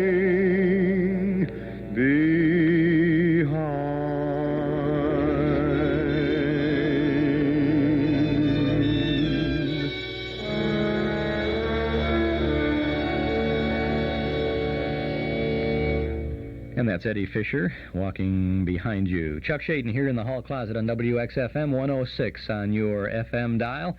It's 0, and it's cold out there in Radioland. A sunny day, high in the upper teens. Tonight, fair not quite so cold, with a low well around 0 in the outlying areas, 10 above near the lake. Tomorrow, Wednesday, increasing cloudiness and a little warmer with a high in the upper 20s. A year's subscription to our Nostalgia newsletter and radio guide is only $6, and we're sure that you'll find lots of good reading and good information in our monthly publication. It contains the complete schedule of all of the old-time radio shows that we offer 7 days a week on 6 Chicagoland AM and FM radio stations, plus lots of features, articles about the good old days, and reprint articles from the good old days. You can subscribe right now by phone if you'll call us here at our studio, 545-2260. That's 545-2260. Just give us your name and address, and your subscription will begin with the February issue, which we'll send out immediately and you'll have in just a few short days. And we'll include an invoice for your year's subscription. $6 for 12 issues. Call 545-2260. February is a short month, even though 1976 February has an extra day in it. We found ourselves with a little extra space in the newsletter this time. We have lots of photos in it. We have Jack Benny from 1932, and we have a picture of Freeman Gosden and Charles Corral, the fellows who created Amos and Andy. There's pictures of not one or two, but 3 pictures of Jimmy Durante. We have pictures illustrating a Memory Club movie night with Captain America and the Lone Ranger. We have a picture of Frank Sinatra's fruit and vegetable truck. We have pictures of Vic and Sade and Rush. They're going to be the subject of a series of 4 special tributes to Vic and Sade, a 4-part tribute. Pictures of Baby Snooks and Daddy. pictures of Mr. District Attorney and Miss Miller and Harrington and Danny Thomas and all kinds of stuff in our newsletter for February. Why don't you subscribe right now? 545-2260. You trivia quiz nuts will enjoy a nostalgia quiz by Dan McGuire in the February issue. There's something for everyone who enjoys the things that we're doing here. 545-2260 is our number. A year subscription is only $6. Or you can send $6 to Nostalgia Newsletter Box 421, Morton Grove 60053. But if you want to get that February issue before the 1st of February, you'll have to call today for sure. 545-2260. We'll send it out by first-class mail, and an invoice will accompany your first issue. Now let's go back to January 23rd of 1957. Believe it or not, that's like 19 years ago, for an NBC program called X-1. This is a series of science fiction programs, some heavy drama, some surrealistic, some comedy. This is kind of a light one today, set way ahead of time in the year 1965. The program, remember, was broadcast in 1957, and these people are looking way ahead to 1965. The story, Open Warfare. Countdown for blast off. X-5, 4, 3, 2, X-1, fire.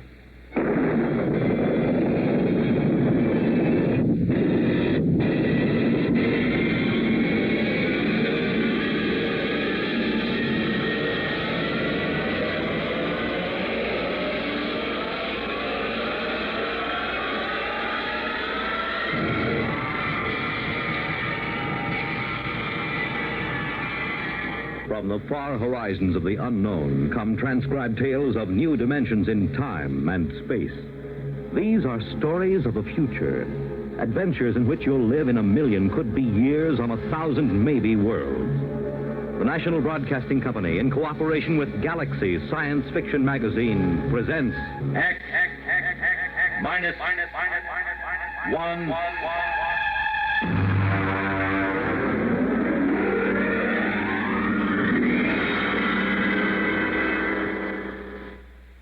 Tonight, the time is 1965. The place, a golf course.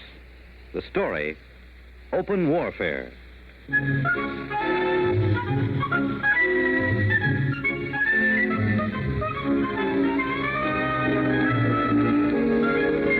You wouldn't believe it, but there are some people that think that caddy is a pet name for a big car. No, I mean it. Over those little wagons you pull around the course or carrying their own clubs, there are people actually playing golf for years, never seen a caddy. As far as I'm concerned, you take the human element out of golf or any sport, and what do you got left? Nothing. I mean, you could say I'm prejudiced on account of my being a caddy, but that's the way I feel about it. Besides which, a caddy is a perfect observer of the passing parade of human experience. I'll give you for instance. Now, you take Jim Pearson. He won the U.S. Open in 1960, 61, and 64. Well, let me tell you about Jim Pearson. He was the pro at the club here, and I remember when it all started. He was out playing with Mr. Hatcher. That Sam Hatcher. He couldn't break 90 if the ball had wings. And in the locker room, he looked like a sack of flour that had been set down hard. But he was loaded with money. Anyway, they were waiting for a foursome of dames who shouldn't have been wearing slacks. When Hatcher turned to Jim, and with a real sweet smile, he lowered the boom. Jim, you're a good golfer. Thank you, Mr. Hatcher. You're a good golfer, even if you can't teach me anything. Oh, you're coming along fine, Mr. Hatcher. We've been good to you at the country club, haven't we? Oh, yes. I want you to do something for me. Yes, sir? Stay away from my daughter. Oh, well, Mr. Hatcher. I won't have Alice marrying a man who has nothing but coordination and muscles. What? When I was only your age, I was making $50,000 a year. It takes brains to do that. Brains get more valuable. Muscles deteriorate. There's nothing muscles can do that a machine can't do better. You don't think I could make $50,000? I know you can't. You haven't got the guts. Now, listen, Mr. Hatcher. I'm just quoting history, Jim. Take the tournament in St. Louis. You blew up. And the Goodall and the Palm Beach. You could have won all those. But you blew. You chickened out. That's not exactly fair, Mr. Hatcher. But it's true. I can make $50,000. Yes, in your whole life. No, in 1 year. Oh, you can? Yes, sir. All right, Jim, you're a sportsman. I'll tell you what I'll do. If you can make $50,000 in 1 year at this infantile pastime that you call golf, you can have Alice. Why, that's the most arrogant What's the matter, Jim? Don't you think you can do it? I know I can do it. All right, then. Is it a bet? All right. All right, it's a bet. Very well, then. I believe the ladies are finished. Shall we drive?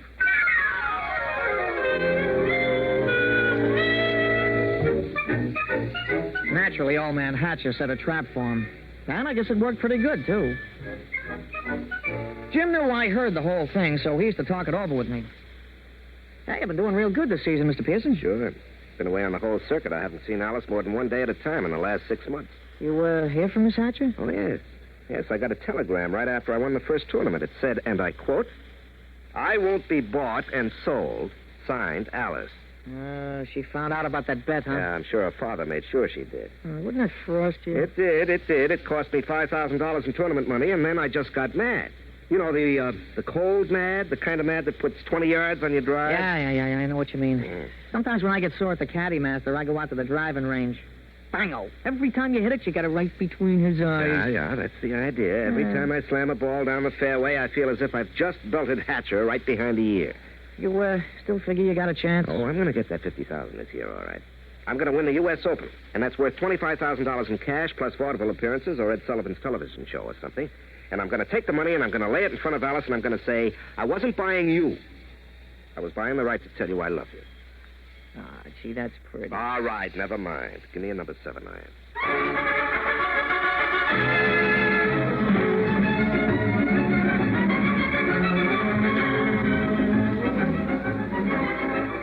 Jim Pearson sure was burning up the circuit.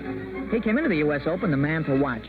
The day the tournament opened, Jimmy Cannon had in his column, "You are Jim Pearson, the hard-luck boy with the velvet swing." It was real philosophical. All the sports writers picked him to win. And then Saul showed up. We was on a practice tee. Jim had been sharpening up his #1 wood when all of a sudden the gallery took off like a batch of big birds. They were around another tee about 100 feet away. Jim knocked off, and the two of us strolled over. Hey, that's some swing. Who is that, Pete? I never seen him before. His name's Saul. That's some swing. Yeah, he's no amateur. I've never seen him on the pro circuit. Hey, Mr. Pearson, look at the caddy. 280 yards down there. That ain't what I mean. Look, he's got a ball bag in his hands. Now watch. Oh, that's a good catch. He caught that ball right in the bag. Mr. Pearson, that caddy didn't move that sack. That ball dropped right in 280 yards away. Oh, it's an accident. Yeah, look, it happened again. He's a trick shot artist. Wait till he gets into competition. I don't know. He just hit another one dead center. Oh, there isn't anybody that good. Not even old Joe Kirkwood. Quite a spectacle, eh, Jim? Oh, hello, Hatcher. Must be unnerving to watch something like that. I can stand it. But will you be able to stand it when the going gets rough? Will you blow up like you always do? It'll be too bad just when you're so close. Don't worry about me. I'm not. I imagine Saul will take care of that. Oh, you know him? I brought him here. My own personal entry. He's going to beat you out of the open. But he's got something to learn. Look at him. Just a dumb country boy who never saw a golf club till a few months ago. I think he might teach you something, Jim.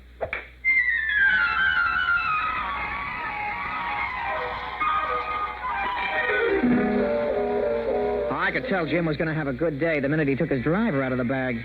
He took his practice swings, and they went around clean, grooved, and loose. Would have bet my shirt on him. As a matter of fact, I did. The crowd was sympathetic. They wanted to see him burn up the course. Well, Pete, we all ready? Yeah. What's this? New kind of golf ball? Oh, yeah, a young fella from the A.B. Wells Sporting Goods Company. He slipped me a fin to talk you into using these balls. Well, I don't know. They any good? Yeah, I figured. They guaranteed they had 20 yards to every drive. Well, I sure could use 20 yards. Well, he's going to come around to see you later. He wanted to sign you up for testimonials and advertising and things. You know, the golf ball used by Jim Pearson when he won the U.S. Open. That kind of thing. There's a lot of dough in it. Well, we'll give it a try. Let's tee up.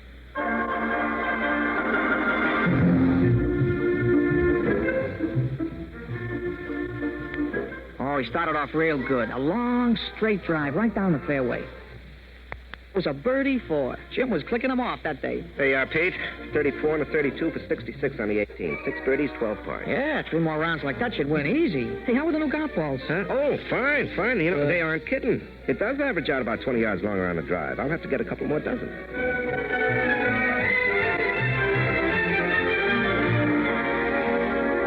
We went around and watched Jim's score being posted on the big board.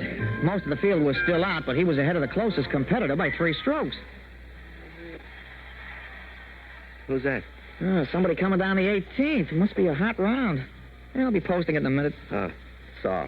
Hmm? Yeah, you see, there he is walking through the crowd. Oh, yeah. Well, here comes the secretary with the score. Hey, Mr. Pearson, look at it. 32 and 32, 64. 64? That's a new course record. Yeah, well, it's only the first round. New course record. Look at that. 3s and 4s, 3s and 4s. He ain't over 4 for the whole day. What's the matter, Jim? You don't look well. One round is not a tournament. Well, comfort yourself while you can. Saul's just getting warmed up. He's that mythical thing, the perfect golfer. But he's dumb. No brains, Jim. No brains at all.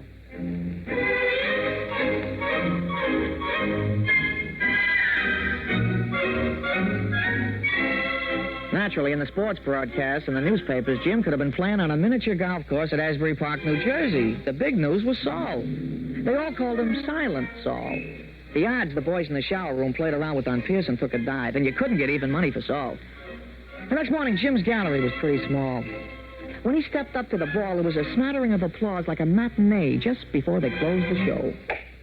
But his drive was as straight as the day before and longer by about 20 yards on the average. Hey, that's a nice putt, Mr. Pearson. Yeah. Who's that?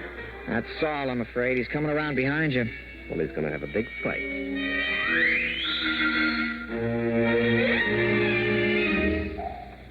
Jim's second nine was a duplicate of the day before. Another 32. He equaled Saul's record-tying score of yesterday. Then when we came in to read it on the big board, he looked like somebody hit him on the head with a driver. Look at that, Pete. 31 out, 31 back for a 62. He's got me by 2 strokes today. And 4 strokes in all. What do you got to say, Jim? Oh, nothing, Mr. Hatcher.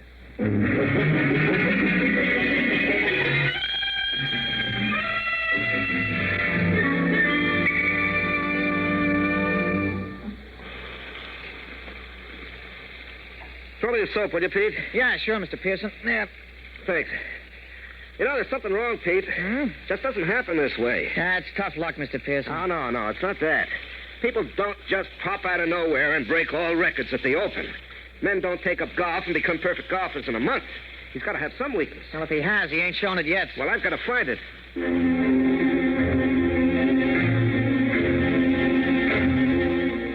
Jim was out the next morning, and he came in with a classy 32. On the back nine, he slipped a stroke to 33. He was still 4 down. He shook off a couple of reporters who were trying to egg him into a feud with this Saul, and the two of us just hung around in the crowd watching Silent Saul. His first drive went a clean 300 yards down the fairway, straight as a ruler. Pete, there's something about his swing.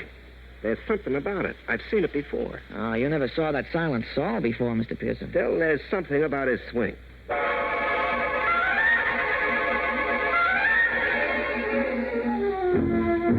On the follow-up shot, Saul had about 240 to go. He took a club from his bag and took a few wiggling gestures, set his driver behind the ball, and swung. Pete, did you see that swing? Those wiggles? Yeah, well, a lot of guys do that. Yeah, but it's unnecessary. I mean, you don't have to make those wiggles before you address the ball. Yeah, sure, and you don't have to spit 3 times every time you got a tough putt, but you do. But there's still something strange about him. Everything about him is perfection except those wiggles. And he doesn't talk. Look at him putting. Just look at him. Mm-hmm. That could be Todd Winters, couldn't it? Yeah, he does look something like Winters. Yeah, when he putts. But that iron shot, who wiggles like that? Who does those wiggles? George Potter. Yeah, I guess he does. Yeah, and the approach shot, Pete. That's Gordon Brown. Nobody else bends the knee that way. He really gave it a lot of study, huh? And the drive. That grooved swing on the drive. Pete, come on. I've watched enough.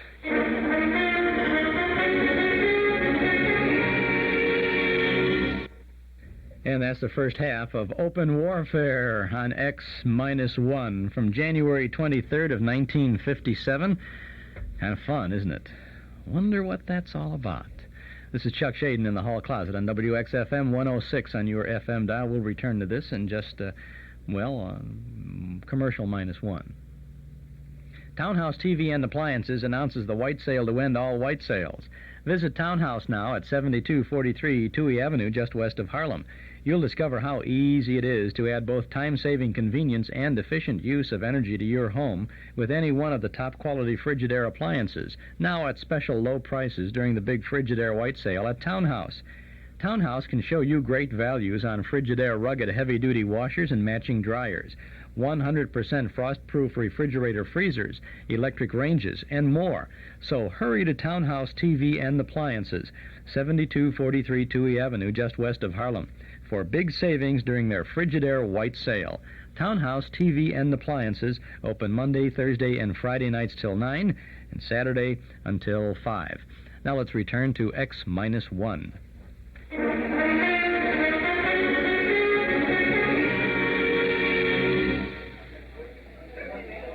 Pearson, a 63, I see. You're 6 strokes behind with 1 round to go. You want to give up now? I don't think I will. I think we'd better talk about it privately. Oh, that won't be necessary. Well, it doesn't matter to me, but I know that Saul is a robot. So you think he's a robot? Isn't he? Of course he is. How does it feel to be beaten at your own game by a mindless machine? Oh, you haven't won yet. The golf ball takes some funny bounces. How did you find out about Saul? Oh, Saul is a lot of things, but none of them is Saul. He's Todd Winters, George Potter, Gordon Brown, and his drive, that's me. You copied it after me. Take us away and there's nothing left. Tell me, how'd you do it? Money can do anything. All it needs is a purpose. We've been working on colloidal brains up at our place. Our new miniature atomic power plant is ideal. You throw in some sensory mechanisms, some relays, feed in analysis of a slow-motion pictorial study. And you have a golf machine. It cost hundreds of thousands of dollars. Closer to $1 million. $1 million? $1 million to keep me from winning $25,000? Don't you think that's unfair? Unfair? You listen to me. Nothing is unfair that doesn't break the rules. And the only rule worth remembering is this, that the best man always wins. You mean the best machine? A machine is only an extension of a man, like your golf club. I don't happen to be endowed with golfing muscles and responses. You do. Those in your golf clubs let you hit a ball farther and straighter than anybody else. Saul lets me hit a ball farther and straighter than you do. It's as simple as that. Oh, no, wait a minute. That wasn't the bet. The bet was that I couldn't make $50,000 in a year. Maybe it was your bet. It wasn't mine. I bet that I could beat you at your own game. I don't think that you're good enough for Alice. You're not smart enough, not man enough. Should I let a few well-distributed, well-trained muscles blind her to what you really are? And what's that? You're a quitter. You can't stand pressure. You're no competitor.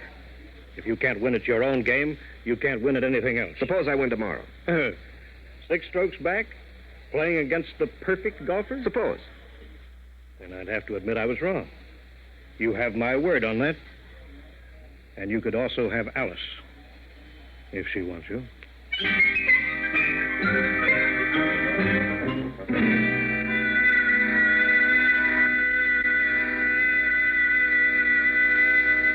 Somewhere, Saul must have an Achilles heel. Pete, the prime fact about man is his adaptability. Yeah, sure. Yeah. They've got to build in at least one constant, if not more. How about judgment? I don't think so. They could tell whether he'd have wind or rain or the sun or slow greens or something. They got to take care of that. Yeah, I suppose so. Hey, maybe you could jimmy him. You know, drop sugar in his gas tank or something, smash him up. Oh, no. That isn't fair. Saul is fair? Well, I mean, Mr. Hatchard, he's playing fair according to his lights. He could have had me crippled or poisoned or something, but he didn't. Well, I'll just have to beat him on our own ground on the golf course. Oh, I don't know, Mr. Pearson. You'll have to shoot in the 50s. Well, the golf ball takes some funny bounces. Yeah, it sure does. Wait a minute, there is a constant. Listen, Pete, you know Saul's caddy? Yeah, I know him. An illiterate type of guy, yeah. Could he use $10 or maybe 20 or 50? He's a caddy, isn't he? All right. Pete, I want you to talk to him. You'll do better than I can.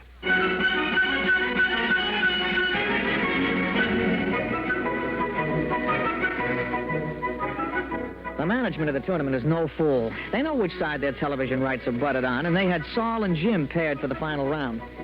Jim's drive took a tail-end hook. It dived into the rough behind a clump of trees. Wasn't a very happy start. Saul took a ball from his caddy, teed it up, and settled himself. Hey, that's some drive, Mr. Pearson. Yeah, that's some drive. It's about 340 yards, isn't it? Some drive. You got a tough lie there in your ball, Mr. Pearson. You going to play it safe out on the fairway? No. You see that hole between those 2 trees? Mr. Pearson, that ain't sensible golf. Pete, sensible golf won't win.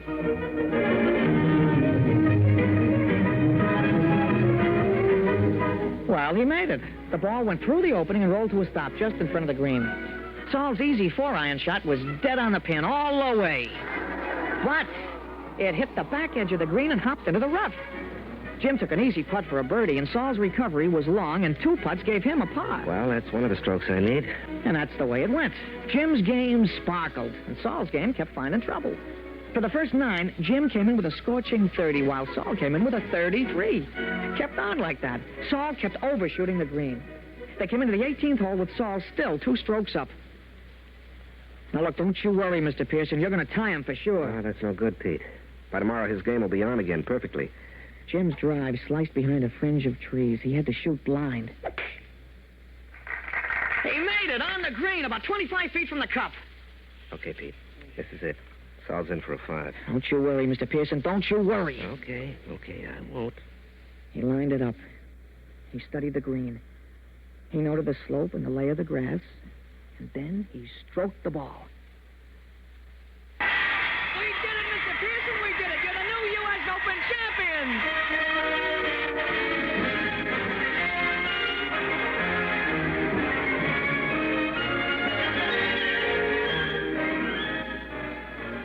Well, we finally busted loose from the television and the movies and all those hangers-on, and we ducked around the back to the pro shop, where we run into Mr. Hatcher. How did you do it? How did you do it? Well, Mr. Hatcher, under extremely restricted sets of circumstances, a machine is better than a man, but over the long run, over the gamut of situations, a machine doesn't have a chance.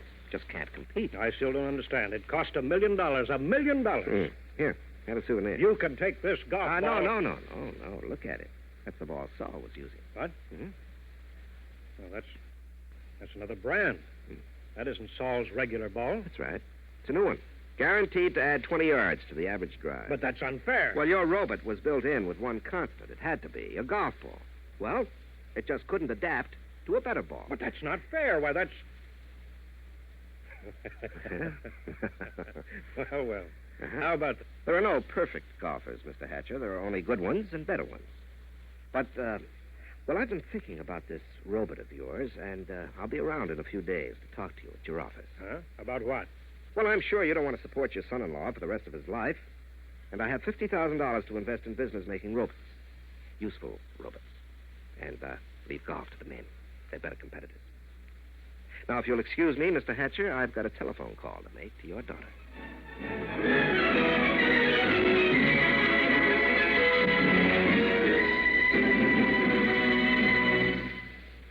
You have just heard X-1, presented by the National Broadcasting Company in cooperation with Galaxy Science Fiction Magazine, which this month features The Other Celia, a story which proves that something drastic should happen to all snoopers, but nothing as shocking and frightful as this.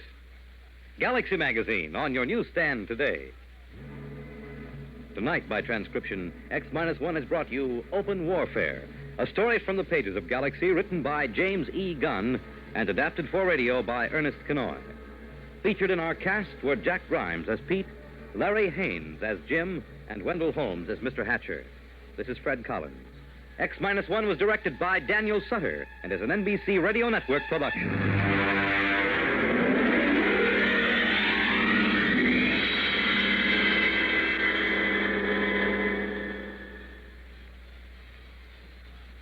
Did you know that if you are an alien, you must report your address to the government each January? The Immigration and Naturalization Service asks us to remind our non-citizens to be sure to go to the nearest post office or Immigration Service office to obtain an address report card, Form 1-53. In view of serious penalties for failure to comply with this law, the government has made it easy for you to meet this requirement. Pick up Form 153, fill it out according to instructions, and return it to the clerk. Do not mail it in. If you are sick or disabled, a friend or relative can obtain the card for you and return it to the clerk after you filled it out. Remember, January is the month to report your address.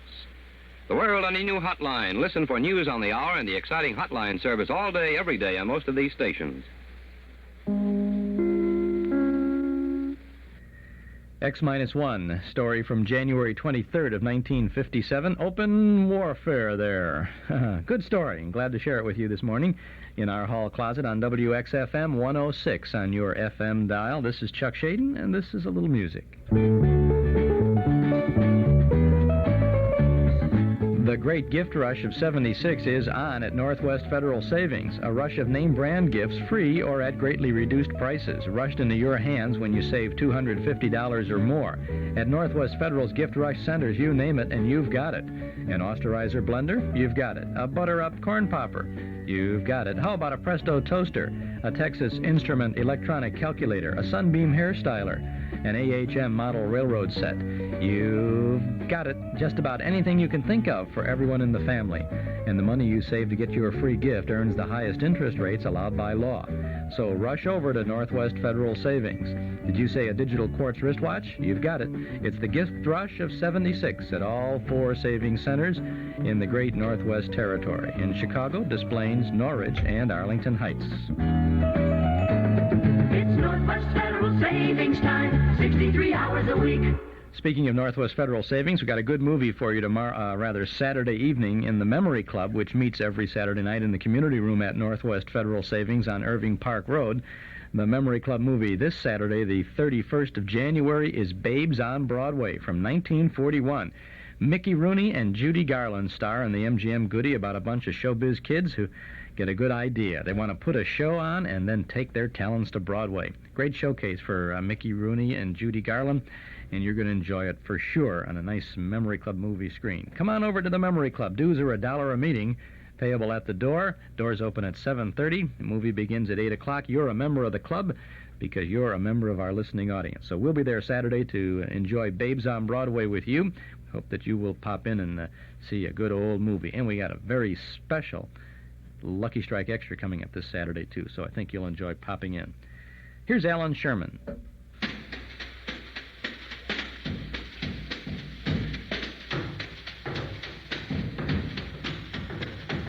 When I was a lad, I went to Yale, and I knew then that I could never fail, for I studied very hard, and furthermore, I polished up the apple for the professor. He polished up the apple for the professor. I polished up the apple so frequently that soon I had a Phi Beta Kappa key. He soon had a Phi Beta Kappa key from polishing the apple very frequently. On graduation day, I made a stop at a very exclusive clothing shop. I opened up a charge account and asked them for the best gray flannel in the clothing store. The best gray flannel in the clothing store. That suit was a part of a great intrigue, for it proved I was a member of the Ivy League. It was part of a great intrigue, for it proved he was a member of the Ivy League. Then I got a crew cut and a sincere tie, and for my first job I did apply. A job in an advertising agency, sharpening the pencils of a big VP. Going home to light a pencil for a big VP. I sharpened all the pencils so pointedly that now I am a partner in the agency. He sharpened all the pencils so pointedly that now he is a member of the agency. I kept my ears open and my big mouth shut, and I learned all the agency scuttlebutt. I learned who was going out with whom, and who had the keys to the powder room. And who had the keys to the powder room. For the key to the powder room, you see, is the key to the structure of the agency. The keys to the powder room is the key to the structure of the agency. I worked real hard for the dear old firm. I learned most every advertising term. I said to the men in the dark gray suits, let's run it up the flagpole and see who salutes. Let's run it up the flagpole and see who salutes. I ran it up the flagpole perfectly, so now I am a partner in the agency. He ran it up the flagpole perfectly, so now he is a partner in the agency. Now I have a big office at the end of the hall with very fancy carpeting from wall to wall. I keep my mouth open and I keep my ears shut, and I've got a little palace in Connecticut. And he's got a little palace in Connecticut. So I thank old Yale, and I thank the Lord, and I also thank my father, who is chairman of the board.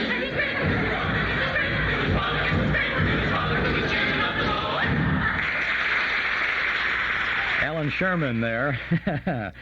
The chairman of the board was his father. Yes, indeed. Chuck Shaden here in the hall closet on WXFM 106 on your FM dial. A cold day today, sunny day. High today will be in the upper teens. Tonight fair, not quite so cold, with a low, well, from 0 to 10 above, depending upon how far away from the lake you are. That's how much colder it will be.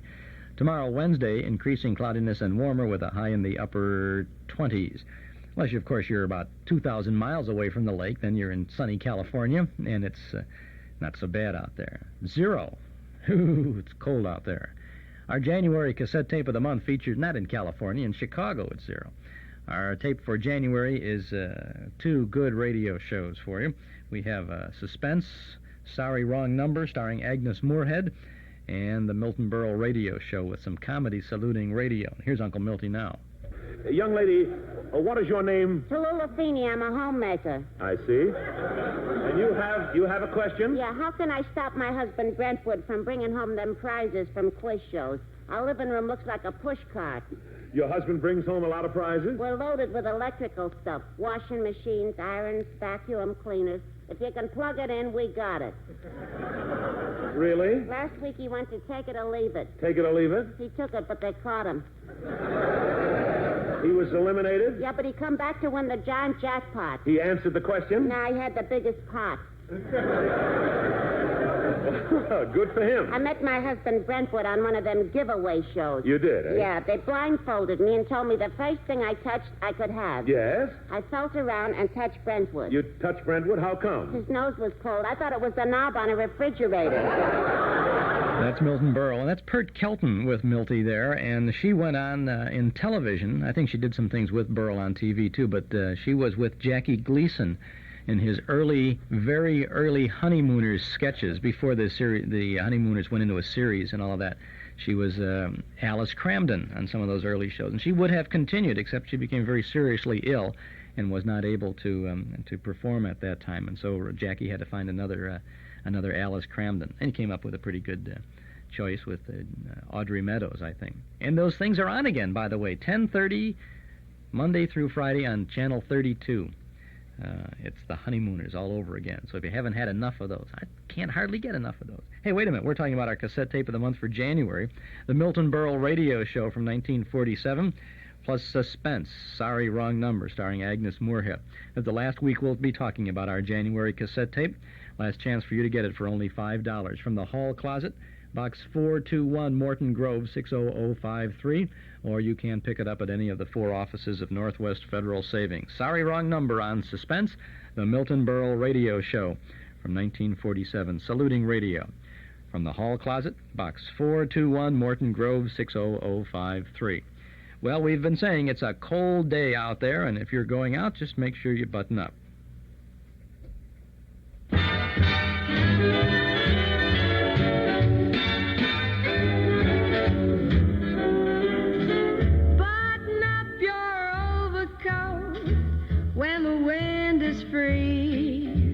Take good care of yourself, you belong to me.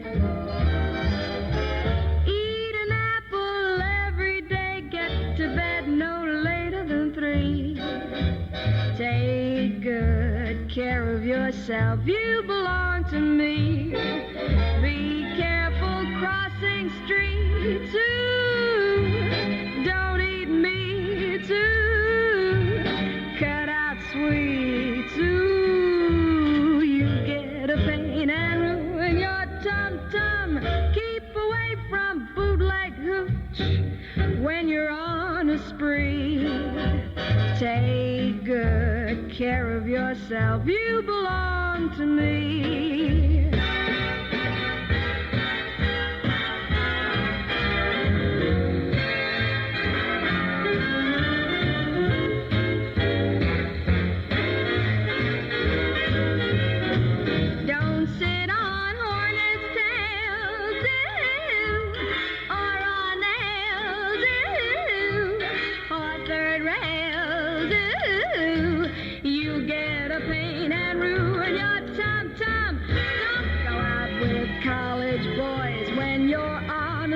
Please think of me. Take care of yourself. Stay up on that shelf and baby, take care of yourself. You belong to me.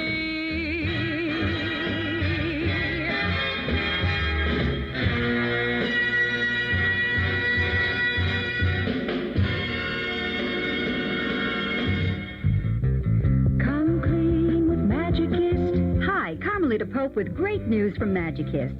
This is the time of year for Magicus once-a-year 2-for-1 sale. Now you can have 2 rugs clean for the price of 1. You can have 2 rooms of carpeting clean for the price of 1. You can have 2 pieces of upholstered furniture or 2 pairs of draperies clean for the price of 1. The Magicus service and quality during the sale is as professional as ever. The only change is 2-for-1 prices.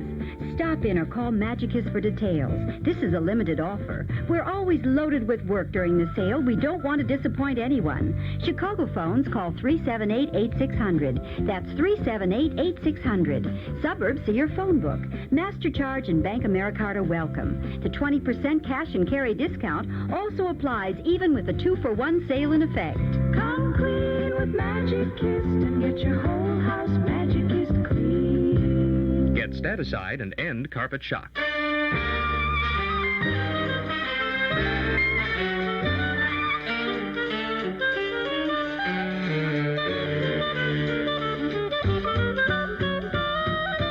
Well, the old clock up on the studio wall says it's time to go for now. We'll be back again tomorrow, same time, same station, with more sounds of entertainment from the hall closet. Tomorrow morning, the Jimmy Durante Show, People Are Funny, and One Man's Family. This is Chuck Shaden.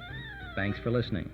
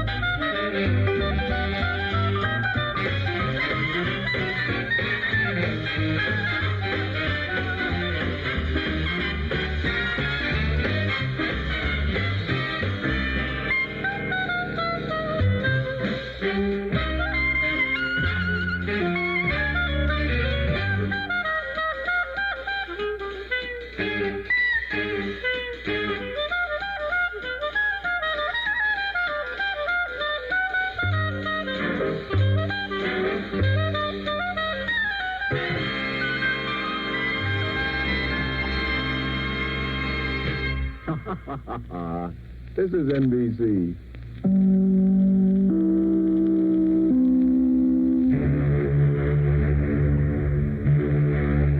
Some people claim that the Vikings discovered America, so I think it's only fitting for you to discover the land of the Vikings. I'm George Plimpton, suggesting that you come aboard the magnificent ship Saga Fjord, leaving New York on the last day in June. You'll cruise in splendid old-world luxury for an entire month, across the Atlantic and through the dazzling grandeur of the Norwegian fjords, ablaze with brilliant summer blossoms. You go all the way to the midnight sun, in a world of elegance and comfort no Viking ever dreamed of. You'll return home filled with the wonders of sights many people never get to see, and that unique touch of yesterday today the Norwegian America line is so famous for. Sail with the Norwegian-registered Saga Fjord to a land of scenic enchantments and the incredible midnight sun. She departs New York June 30th. So ask Norwegian America Line or your travel agent for a touch of yesterday today. A big, beautiful brochure filled with color photos of the Saga Fjord and all the exciting ports of call on this cruise to the North Cape and Fjord region is yours free. Just call 943-7474 and mention Viking Cruise. That's 943-7474. Call now. In stereo at 106 from high atop Sears Tower, this is WXFM, Elmwood Park, Chicago.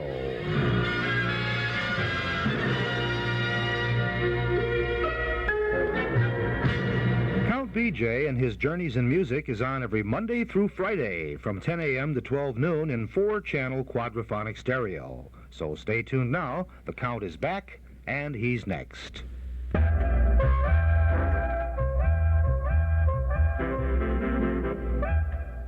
Hi, this is Frank Sinatra. If you want to fly around the world, then come fly with me, with some of the swingin'est tunes I've ever sung. And Mr. Billy May is our co-pilot on the orchestra side, and we really take off in some great romantic songs, too. Hi, guys. Billy May speaking. Hello, everybody. This is Tony Bennett reminding you that you're tuned to the station with the big sound and radio. This is Harry Belafonte. Hi, this is Peggy Lee. This is Steve Allen. It's a known fact that your dial is set to the station with the big sound and radio. Hi, this is Bobby Darin. Hi there. This is Nelson Riddle speaking. I'm happy to be here and to be able to tell you, come on, get happy. To Hey, Let Yourself Go. Hello, this is Joni James. This is Andre Previn. This is Vic Damone. Hi, everybody. This is Keely Smith. I came by today to sing a little warm, smoky love song. This is Ed Sullivan, and this is the station with a really big sound all year round.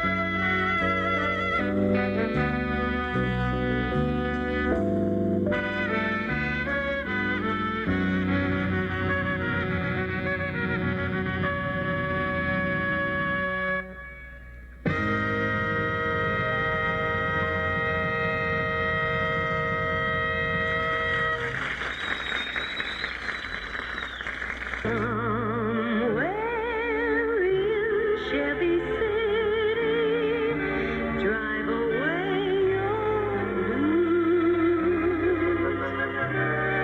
If you just follow the rainbow, you'll find cars that are new for you. Visit Chevy City on North Avenue in Glendale Heights. Fensel Tufo Chevrolet. They've got rows of 75s from Vegas to Vets, ready to roll with spot financing up to 48 months. Fensel Tufo Chevrolet.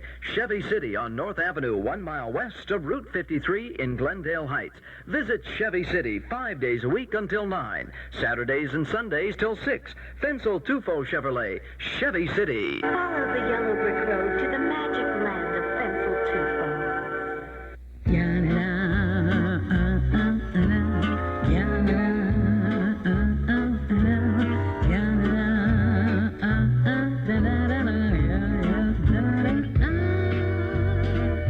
I get no kick from champagne. Beer alcohol doesn't thrill me at all. So tell me, why should it be true that I get a kick out of you? Some like a Bach-type refrain, I'm sure that if I heard it